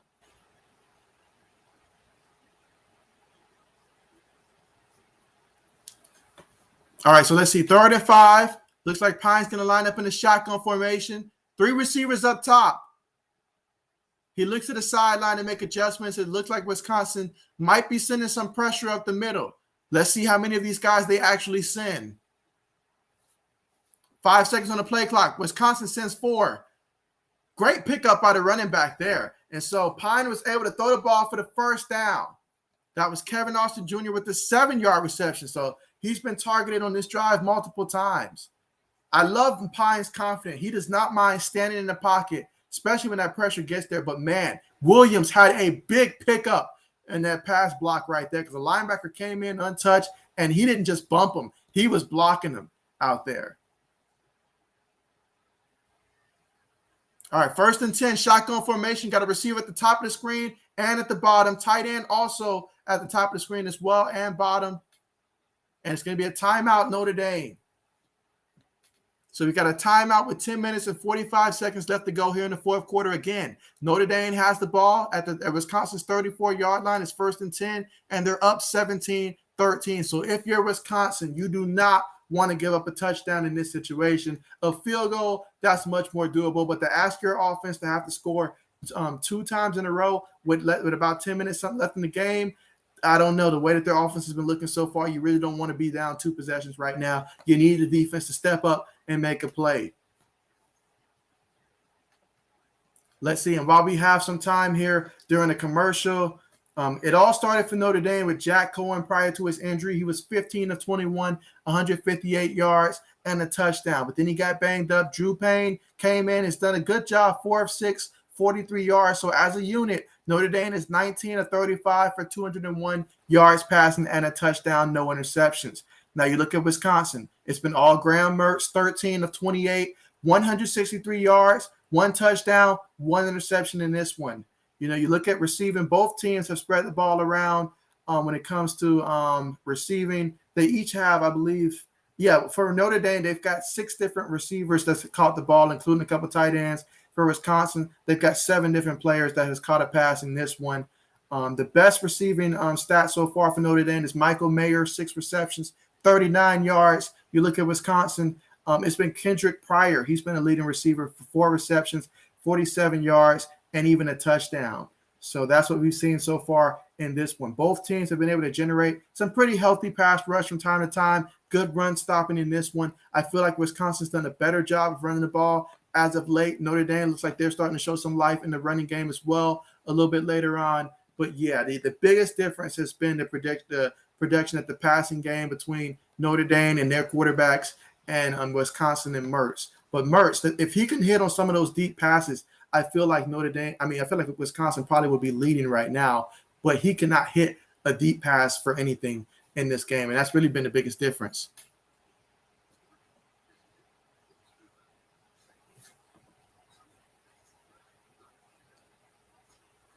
And obviously we cannot overlook Chris Tyree and what he's been able to do in the return game. I mean, he's gotten 3 returns so far, 132 yards, and a touchdown. Obviously, it's that 96-yard run that took Notre Dame in the end zone and gave them the lead that really stood out. But yes, that really sparked something for this Notre Dame team. And Notre Dame senses that they are drastically going to be favored to win this game. I mean, I'm not going to say it's going to be set in stone because Wisconsin can always come back and score. But if Notre Dame finishes in the end zone, I don't like Wisconsin's odds right now.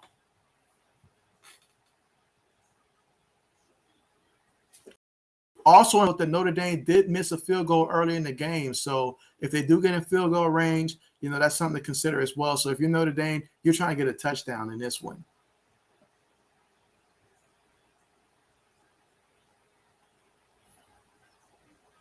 All right, so we've returned to the field here. 1st and 10 at Wisconsin's 34-yard line. Pine looks at the sideline. Okay, so he's in the shotgun. One back in the backfield, that's Williams. Pine takes the shotgun. He's looking. He's got his tight end. And his tight end takes it all the way to about the 11-yard line of Wisconsin. So great throw by Pine. I am impressed with what I've seen so far from Pine in this one. Talk about a man coming in and being able to take it, will keep it at the level that it was. I like what I'm seeing from him. He's standing firm in that pocket, and he's delivering balls now.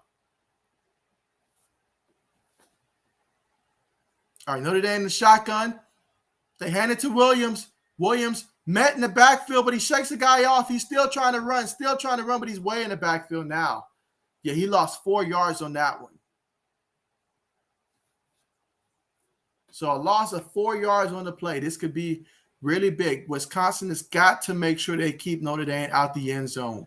They've had 5 plays for 30 yards so far in this one, a minute 55 off the clock. But you cannot let Notre Dame get in the end zone if you're Wisconsin right now. And if you're Notre Dame getting in the end zone, you got to love your odds. 2nd and 14. Wisconsin 16-yard line. No backs in the backfield in the shotgun formation, so 5 wide. So looks like they're going to pass the ball. Let's see what they do. Let's see Pine in the shotgun. Takes a snap. Wisconsin sends 4. He throws it. Caught. Touchdown, Notre Dame. Touchdown. That's Kevin Austin Jr. with the 16-yard touchdown for Notre Dame. So now they are up 23-13, pending the extra point. My goodness. 9 minutes and 34 seconds left to go in this game. Big touchdown by Notre Dame. And wow, imagine that, guys. I mean, we discovered just who Pine is. In a big game like this, a ranked opponent like this, in a game that's been a defensive game, he steps in this situation. He looks 100% comfortable back there for Notre Dame, and he's making some throws, guys.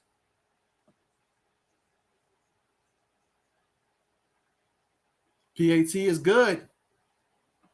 So 24-13 is the score right now. Again, there's 9 minutes and 34 seconds remaining in this one. But the Fighting Irish now take a 2-possession lead. So if you're Wisconsin, you got to score. You have to score. It's going to come down to Mertz. You know, if they're going to come back, it's going to come down. It's going to have to be because of Mertz stepping up for Wisconsin.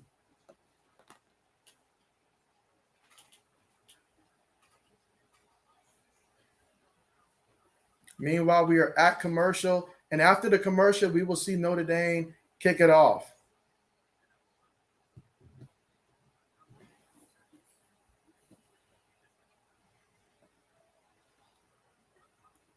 I know most of the people that are joining today that were rooting for the Wisconsin Badgers to win this one. And yeah, things just got a lot tougher for Wisconsin here. I know there's a couple Fighting Irish that have came through here in the chat section as well. I think we've seen 2 so far. So I know you guys have got to be happy. And definitely don't forget, guys, if you're someone that's watching, you're new to the channel, do subscribe to the channel. You know, I appreciate you guys so much for coming through. And so if you guys are subscribed, you guys will be notified whenever I have these live streams, and you guys will be able to be a part of it. And so that's definitely the goal here, is that we do want you guys to be a part of this growing community for sure. So appreciate you guys. And those of you that are subscribed, I thank you guys so much for being here. I really appreciate it. If you're someone that hasn't pressed the thumbs up button, let's get that done and press the thumbs up button for sure, guys. But yeah, we're going to find out a lot here about, can Wisconsin come and at least get a touchdown here? Because if I'm Wisconsin, you know, if I get a touchdown, I'm trying to go for 2. Because if I get a touchdown, I need to get 8 points and try to make it a 3-point game in this one if I get a touchdown and I'm Wisconsin. But we've seen crazier things happen.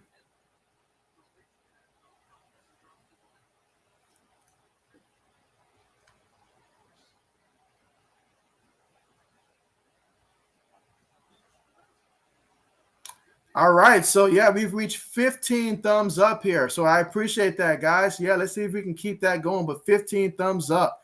Really appreciate that, guys.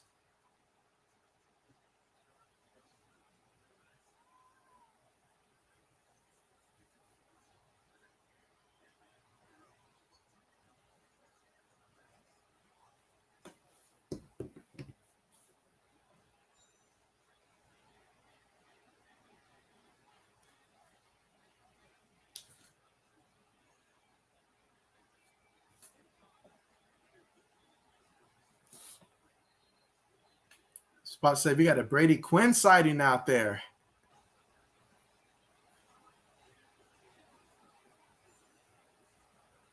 All right, so the kickoff is on the way. Let's see if we get a return. Oh, man. Both guys wanted the ball on that one. You got to be on the same page, guys. You cannot have that happen. Let's see. 80 Swore fan says, hey, Mike, what is your NFL team? So, yeah, Mike is a Buffalo Bills fan. Yeah, he is a diehard Buffalo Bills fan. Let's see. You say the final score would be 24-21. That would be interesting. And DJ, thank you for joining the stream, man. Glad to have you here, man. Appreciate you for coming through. You say, I think this guy is better than Cohen. It's looking that way. I don't want to be premature here, but it's looking that way. Meanwhile, Wisconsin runs the ball out the shotgun formation, gain of, I'm going to say, a yard on the play. Up, and we've got a Wisconsin player that looks like he's hobbled up. Yeah, he's trying to get to the sideline, but this is not looking good. So we've got an injury out there.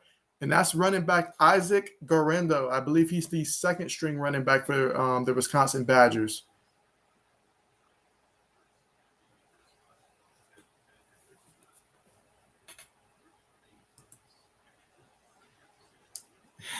You say Cohen, thumbs down. So I will say this. I mean, while we have some more time, I guess, with the other commercial break here, but I mean, from what I'm seeing in Pines, the biggest difference, I mean, because Cohen has done some nice things, he has, but what Pine is doing, I really like what he's doing, and I like how the offense responds to Pine in the quarterback. I mean, because Cohen, whenever he feels a little pass rush, he'll start running to the outside, and he's not that quick, so those Wisconsin defensive linemen, they're chasing him down, and they're getting him, or either when he steps up a little too much, and then the line, because the linemen, the tackles are being pushed backwards. And so when he steps up the way that he is, those D linemen are able to crash in and get him on those, sacks and stuff. But with Pine, he's standing firm in the pocket. He believes in his guys to make the block, and he's throwing some nice passes. And when he does move, he looks a lot faster than Cohen does on the move. So I'm seeing some good stuff as well.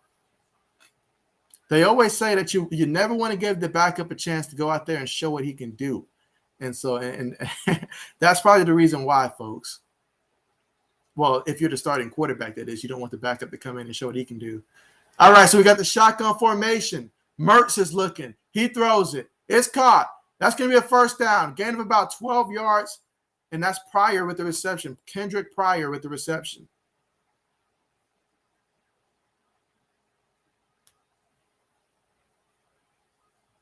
All right, so that's going to be at Wisconsin's 37-yard line. We've got 8 minutes, 44 seconds left to go here in the fourth quarter. Wisconsin in the shotgun again. 2 receivers at the top of the screen, 1 at the bottom, 1 back in the backfield. Mertz takes his shot. He's looking. He throws it just off this running back hands. So he had the running back there, but just off his hands. That's going to bring up a 2nd and 10 situation.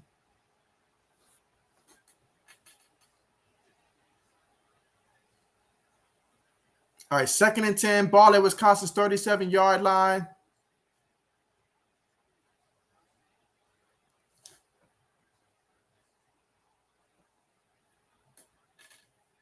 Let's see what Graham Mertz is going to do. If Wisconsin's going to score, this is going to be firmly on the shoulder of Mertz.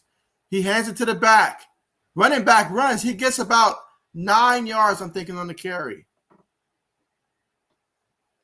Let's see if they call it a first, or will it be just a 9-yard pickup?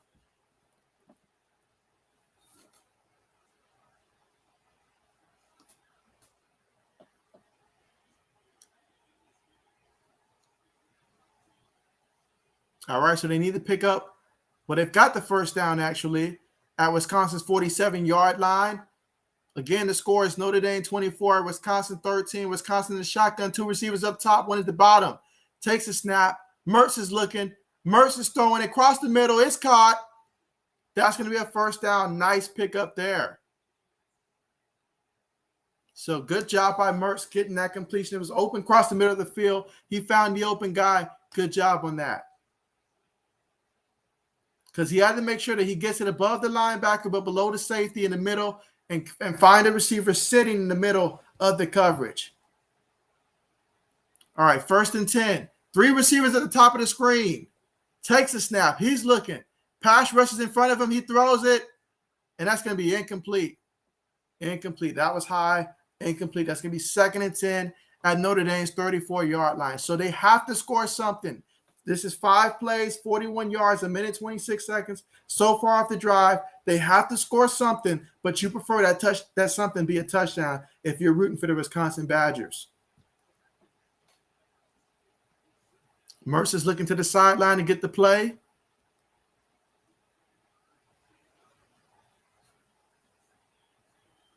All right, 2nd and 10. They've got 2 receivers up top, 1 receiver at the bottom of the screen, running back next to him in the shotgun. Mertz is looking. He's got time. He's going to go deep again. Incomplete. That's been the theme all day. That's been the story all game long. That is why Wisconsin finds himself down by 2 possessions. You see Pryor kind of limping on the play, it looks like. Doesn't look like a major thing, but just enough to where you have to monitor him. All right, big 3rd and 10 right here for the Wisconsin Badgers. Big 3rd and 10. So far, Wisconsin tonight has been 1 for 12 on 3rd downs. You can't win ball games like that. I promise you, you won't win very many ball games going 1 for 12 on 3rd down. They're in the shotgun formation, 2 receivers at the top of the screen. Mertz takes a snap. He's looking. They pick up the blitz. He throws it. He just threw it up there. He felt pressure. He threw it up there. Incomplete. He's been doing that all game long. It might be time to look and see who's the backup quarterback at this point. But to go 1 for 12, my goodness. 4th and 10. Notre Dame's 34-yard line. Is this a situation that you go for it?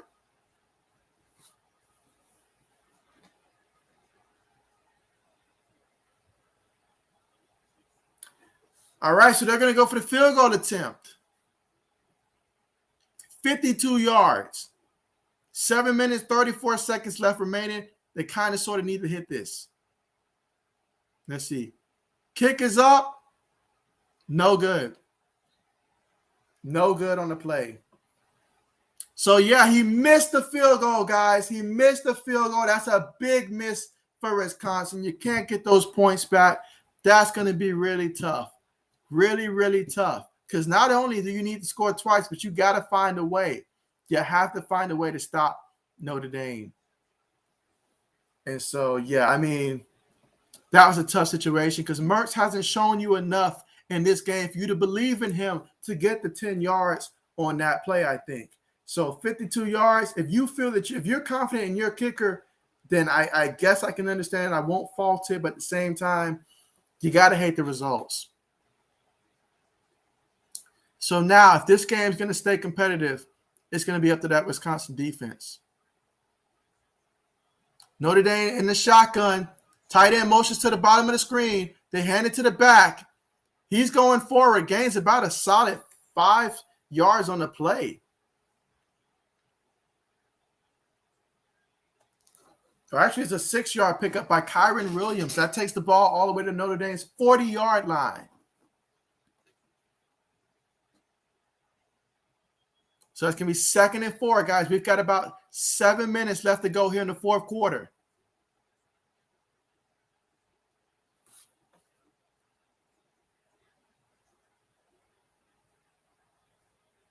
All right, let's see what Pines is going to do. He's got a back behind him. He's going to line him up under center. They got a lot of big guys up front, but there's a penalty. So that's going to be false start against Notre Dame.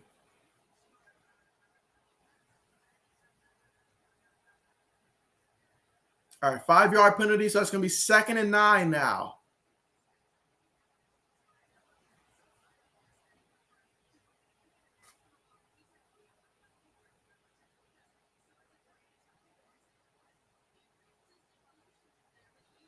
All right, so 2nd and 9. Let's see what Notre Dame's going to call.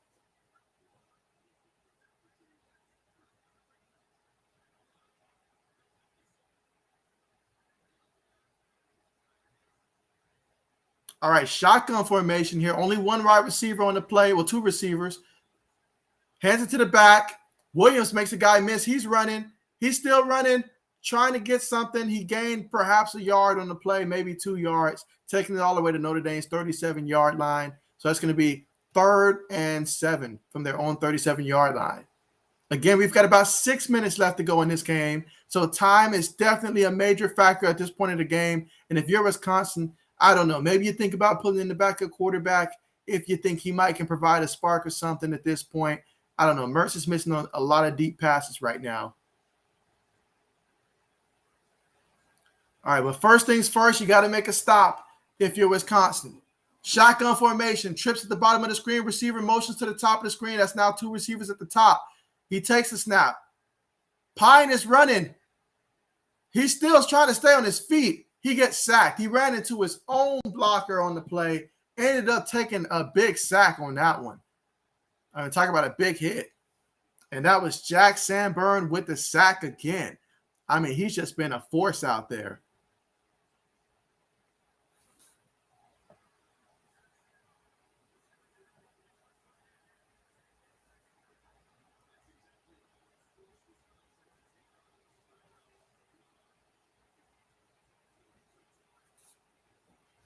All right, so yeah, timeout by Wisconsin, their first timeout. So they chose to use their first timeout in this situation, guys. But they did get the stop, so that's the good news there for Wisconsin. But yeah, they got to find a way to score, and it's going to help if they can start connecting with some of those deeper passes for Wisconsin. But yeah, I'm not liking the odds for Wisconsin at this point, but crazier things have happened. Let's see how it goes. Meanwhile, let's catch up on some of these comments here. Let's see.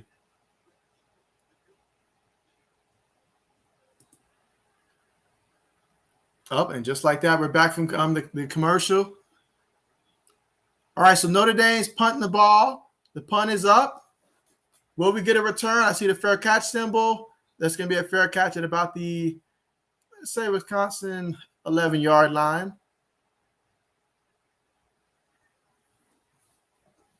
Let's see. 80s Horror Fan says, do you like those reality football TV shows like QB1 and Last Chance U? And so, yeah, occasionally I watch it from time to time. I've got a friend who's like obsessed with those, and so he's always telling me about it. But yeah, definitely do enjoy those for sure. All right, so they've got a penalty out there. Let's see what this penalty is for. Again, there's 5 minutes and 20 seconds remaining here in the fourth quarter. You got the Fighting Irish up 24-13, but Wisconsin's got the ball, and they're going to have to score something and score it as quick as possible.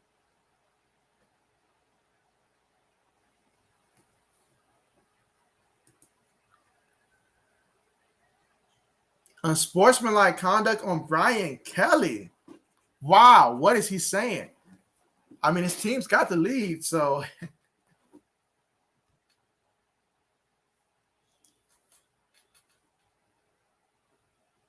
yeah, so they call the old head coach. He might not want to be talking to the officials right now. They might throw him again.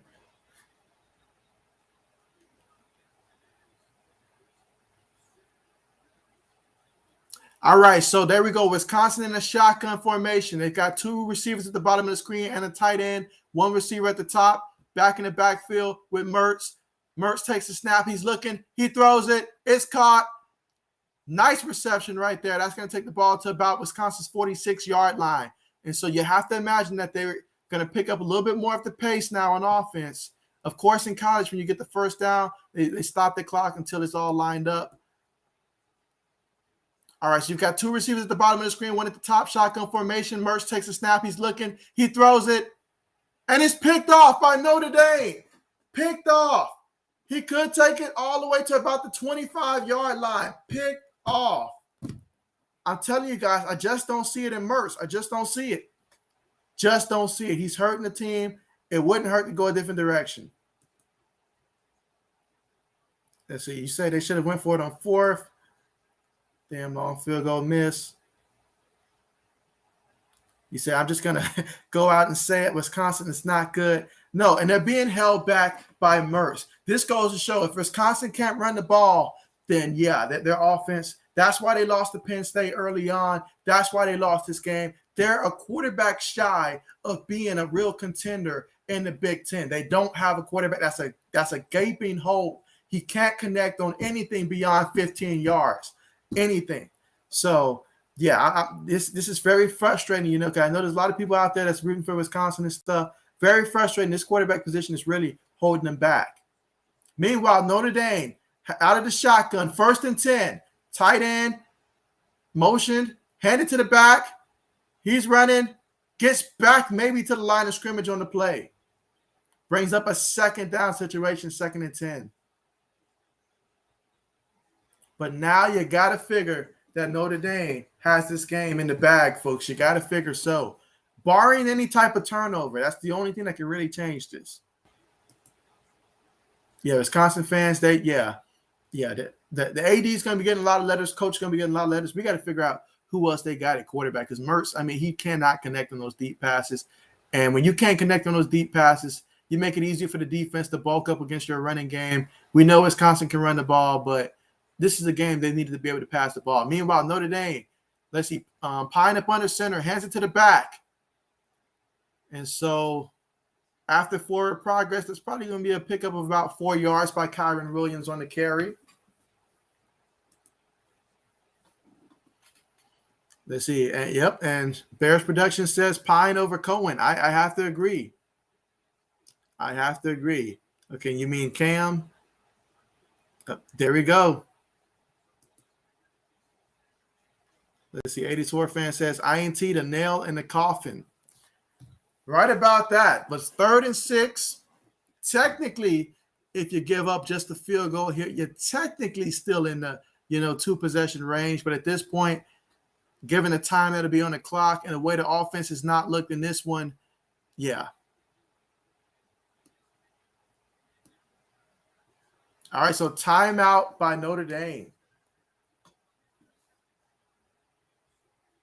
Let's see. INT, the coffin, the nail in the coffin. Mike says, JB, I'm being told reports are the ref's mother was involved with comments by the Notre Dame coach. That'll do it. That will do it. We're pulling out all the flags if that's the case.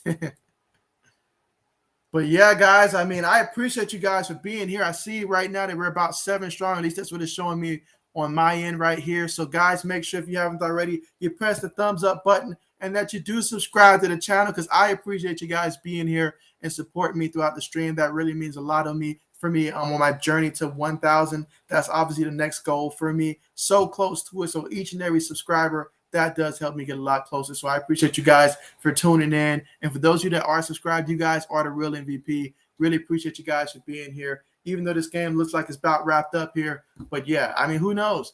Crazier things have happened. Let's see. Out of the shotgun, hand it to the back, and Williams gains. He might have gotten back to the line of scrimmage there. It might not have been a game. So it's going to be 4th and 6 at Wisconsin's 19-yard line. 3 minutes, 15 seconds on the clock. The clock has stopped moving, so I assume that's a timeout, Wisconsin.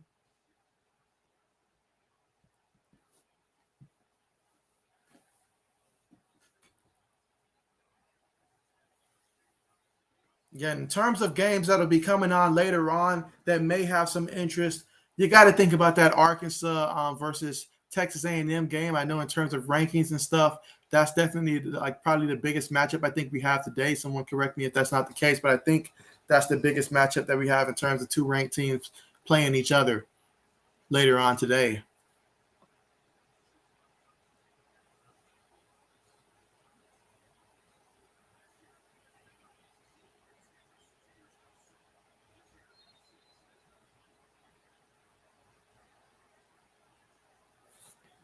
All right, so Notre Dame's for to kick the field goal here. 37 yards is the attempt. Kick is up, and it's good. Let's see. Hey, thank you so much for joining the stream. I appreciate you so much. Really means a lot that you were able to come out today, man. You have a great rest of your day, man. Thank you so much for coming through, and you take care.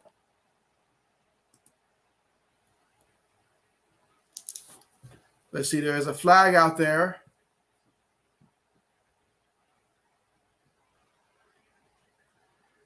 Okay, that's running into the kicker on the defense. And they decline it. They'll take the 3 points. There's 3 minutes and 10 seconds remaining in this one. So unless Wisconsin can somehow pull a Notre Dame and get their own kickoff return, I have a hard time seeing them being able to score twice with 3 minutes and 10 seconds left to go, especially with just one timeout remaining.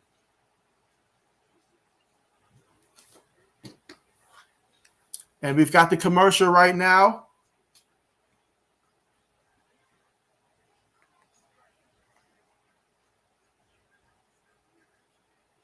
Yep, I see that we are at 17 thumbs up. So thank you guys so much, guys. 17 thumbs up for the video. Really appreciate that so much, guys.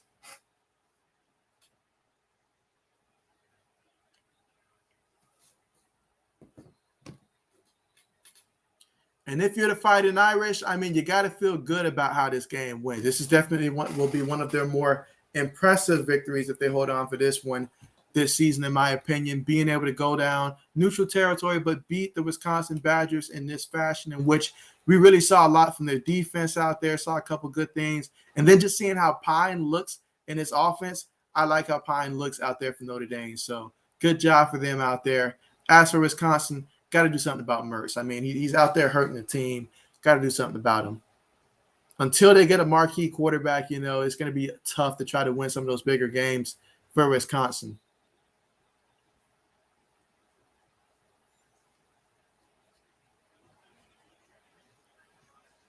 I mean, look at those quarterback comparisons. I mean, between Cohen, Pine, they did a good job between the two of them. Now, Mertz, however, I mean, you can't turn the ball over twice, and he cannot hit any of these receivers, I'm telling you. So it's been tough to watch for him.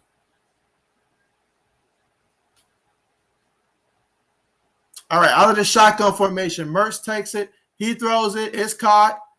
His receivers making some moves. Just able to perhaps get the first down and move the chains on that play. So you have to imagine that Wisconsin's not going to give up. They're still going to fight hard to the very end. That was prior with the reception. Shotgun formation, 3 receivers at the top of the screen, 1 at the bottom. Mertz takes it. He's looking. Notre Dame sent 4 in the rush. He throws it. Just throw it away.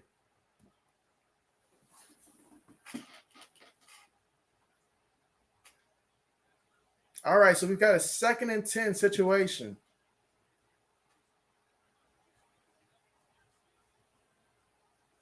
So Notre Dame with the 27-13 lead, 4th quarter, 2 minutes, 49 seconds remaining to go in this one. Wisconsin, they're going to need a touchdown, and then they're going to need an onside kick, and then they're going to need another touchdown. So we're asking a lot right now for an offense that hasn't looked extremely impressive in this one, passing the ball. Mertz takes it. He's looking. He's going to try to throw it. Incomplete. But a penalty. Pass interference, it has to be a call.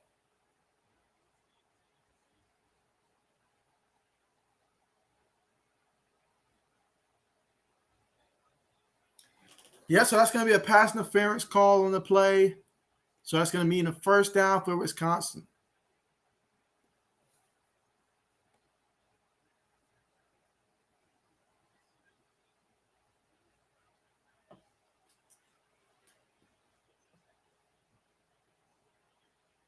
So there's 2 minutes and 43 seconds remaining in this 4th quarter, guys. Mertz takes it. He's looking. He throws it. He got hit while he threw it. That looks like a catch. And that's a reception on the sideline. Great catch right there by the wide receiver.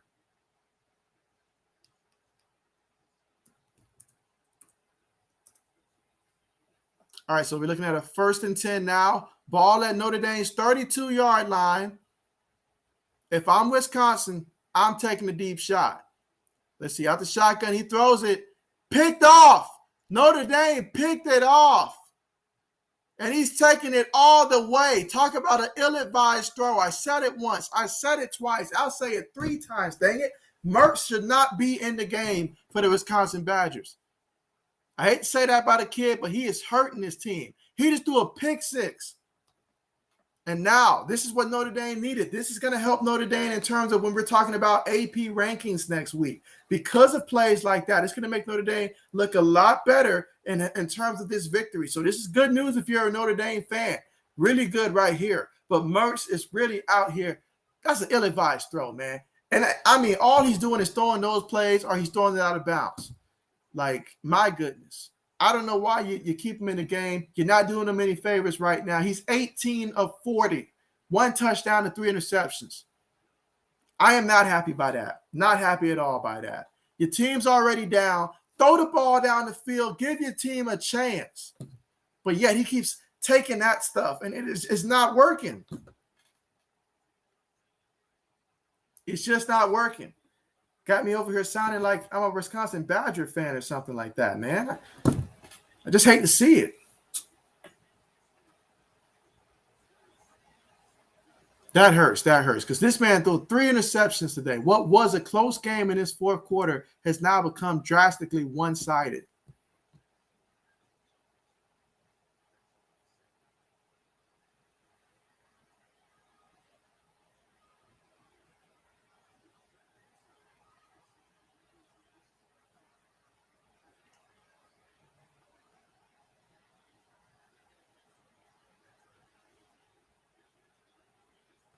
Wow, guys. So we're talking about 2 minutes and 13 seconds remaining here in this game. I mean, this game's pretty much a wrap.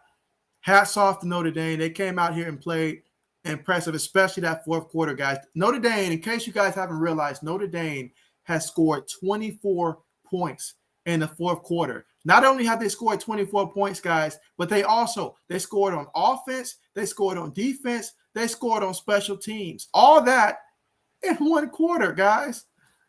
So they really brought it in the fourth quarter. Talk about total domination of a quarter.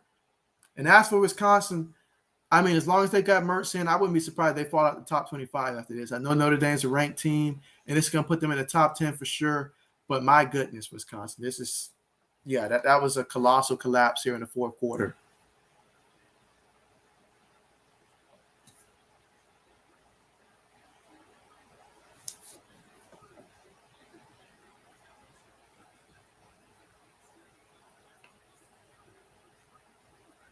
All right, so here we go. Shotgun formation for Wisconsin. 2 receivers at the bottom of the screen stream. Hands it to the back. So, yeah, at this point, Wisconsin just wants to get this one over with.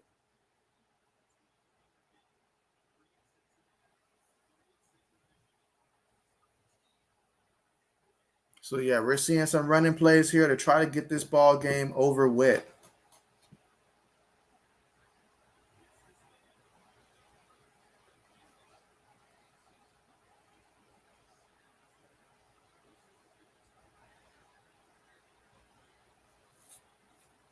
All right, so they hand it to the back again.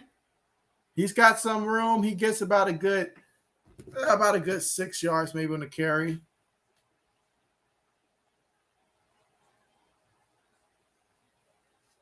But hats off to this Notre Dame, and especially their defense in the fourth quarter. They took it up another level because it looked like there was a moment where Wisconsin was about to get things going, but they never let that happen.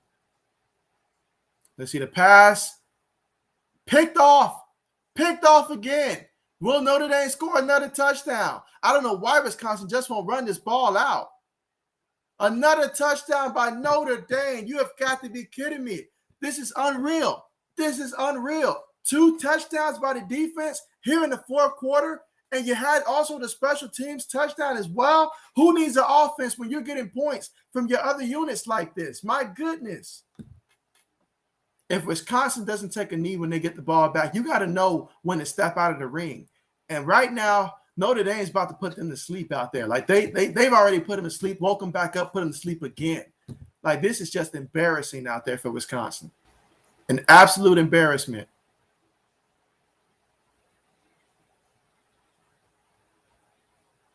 Wow.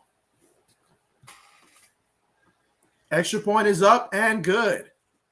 41-13, guys. You would have never thought this game was close. 31 points in the fourth quarter alone by Notre Dame.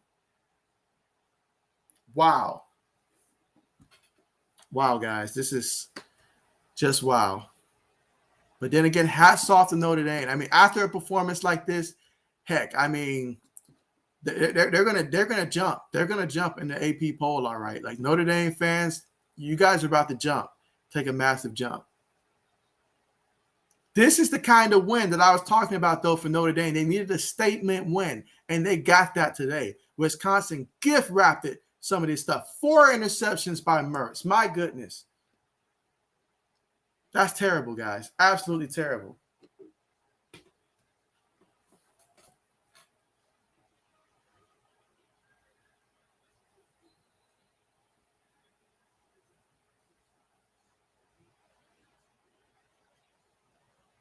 If Notre Dame can play like this defensively for the rest of the season, they're going to be an interesting team to watch, guys.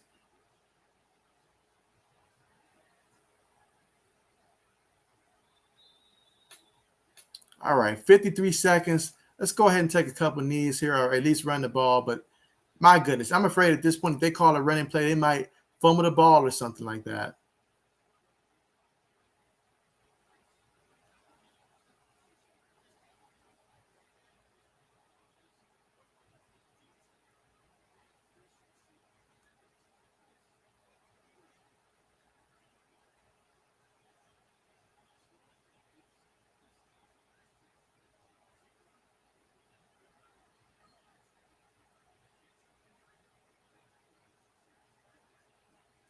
All right, 1st and 10 for Wisconsin. Hand it off to the back. Yeah, he might have gained maybe a yard in the play.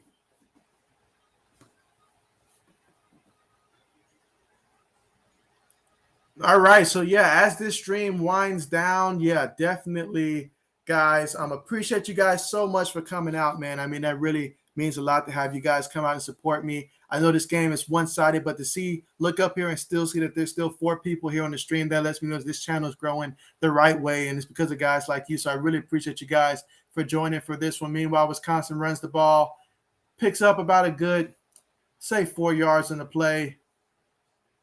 I'm sorry, about 7 yards in the play. And so there we go. That's going to be the game right there. Notre Dame, one heck of a 4th quarter performance, outscoring Wisconsin 31-3 in the 4th quarter, winning the game 41-13. And that's the final score. Notre Dame wins over Wisconsin. But man, guys, what a ending to the game. Did not expect that to happen, guys, at all. At all. But yeah, guys, really appreciate you guys so much for coming out. I will be ending the stream here. So yeah, thank you guys so much for coming out. I will be streaming tomorrow, Sunday night matchup between the 49ers and the Packers. So if you guys are free and want to show up for that one, I appreciate you guys so much. But look forward to seeing you guys next time. So I'll be signing out now. But you guys take care and enjoy the rest of your weekend, guys. It's Saturday. Enjoy the weekend and take care. All right.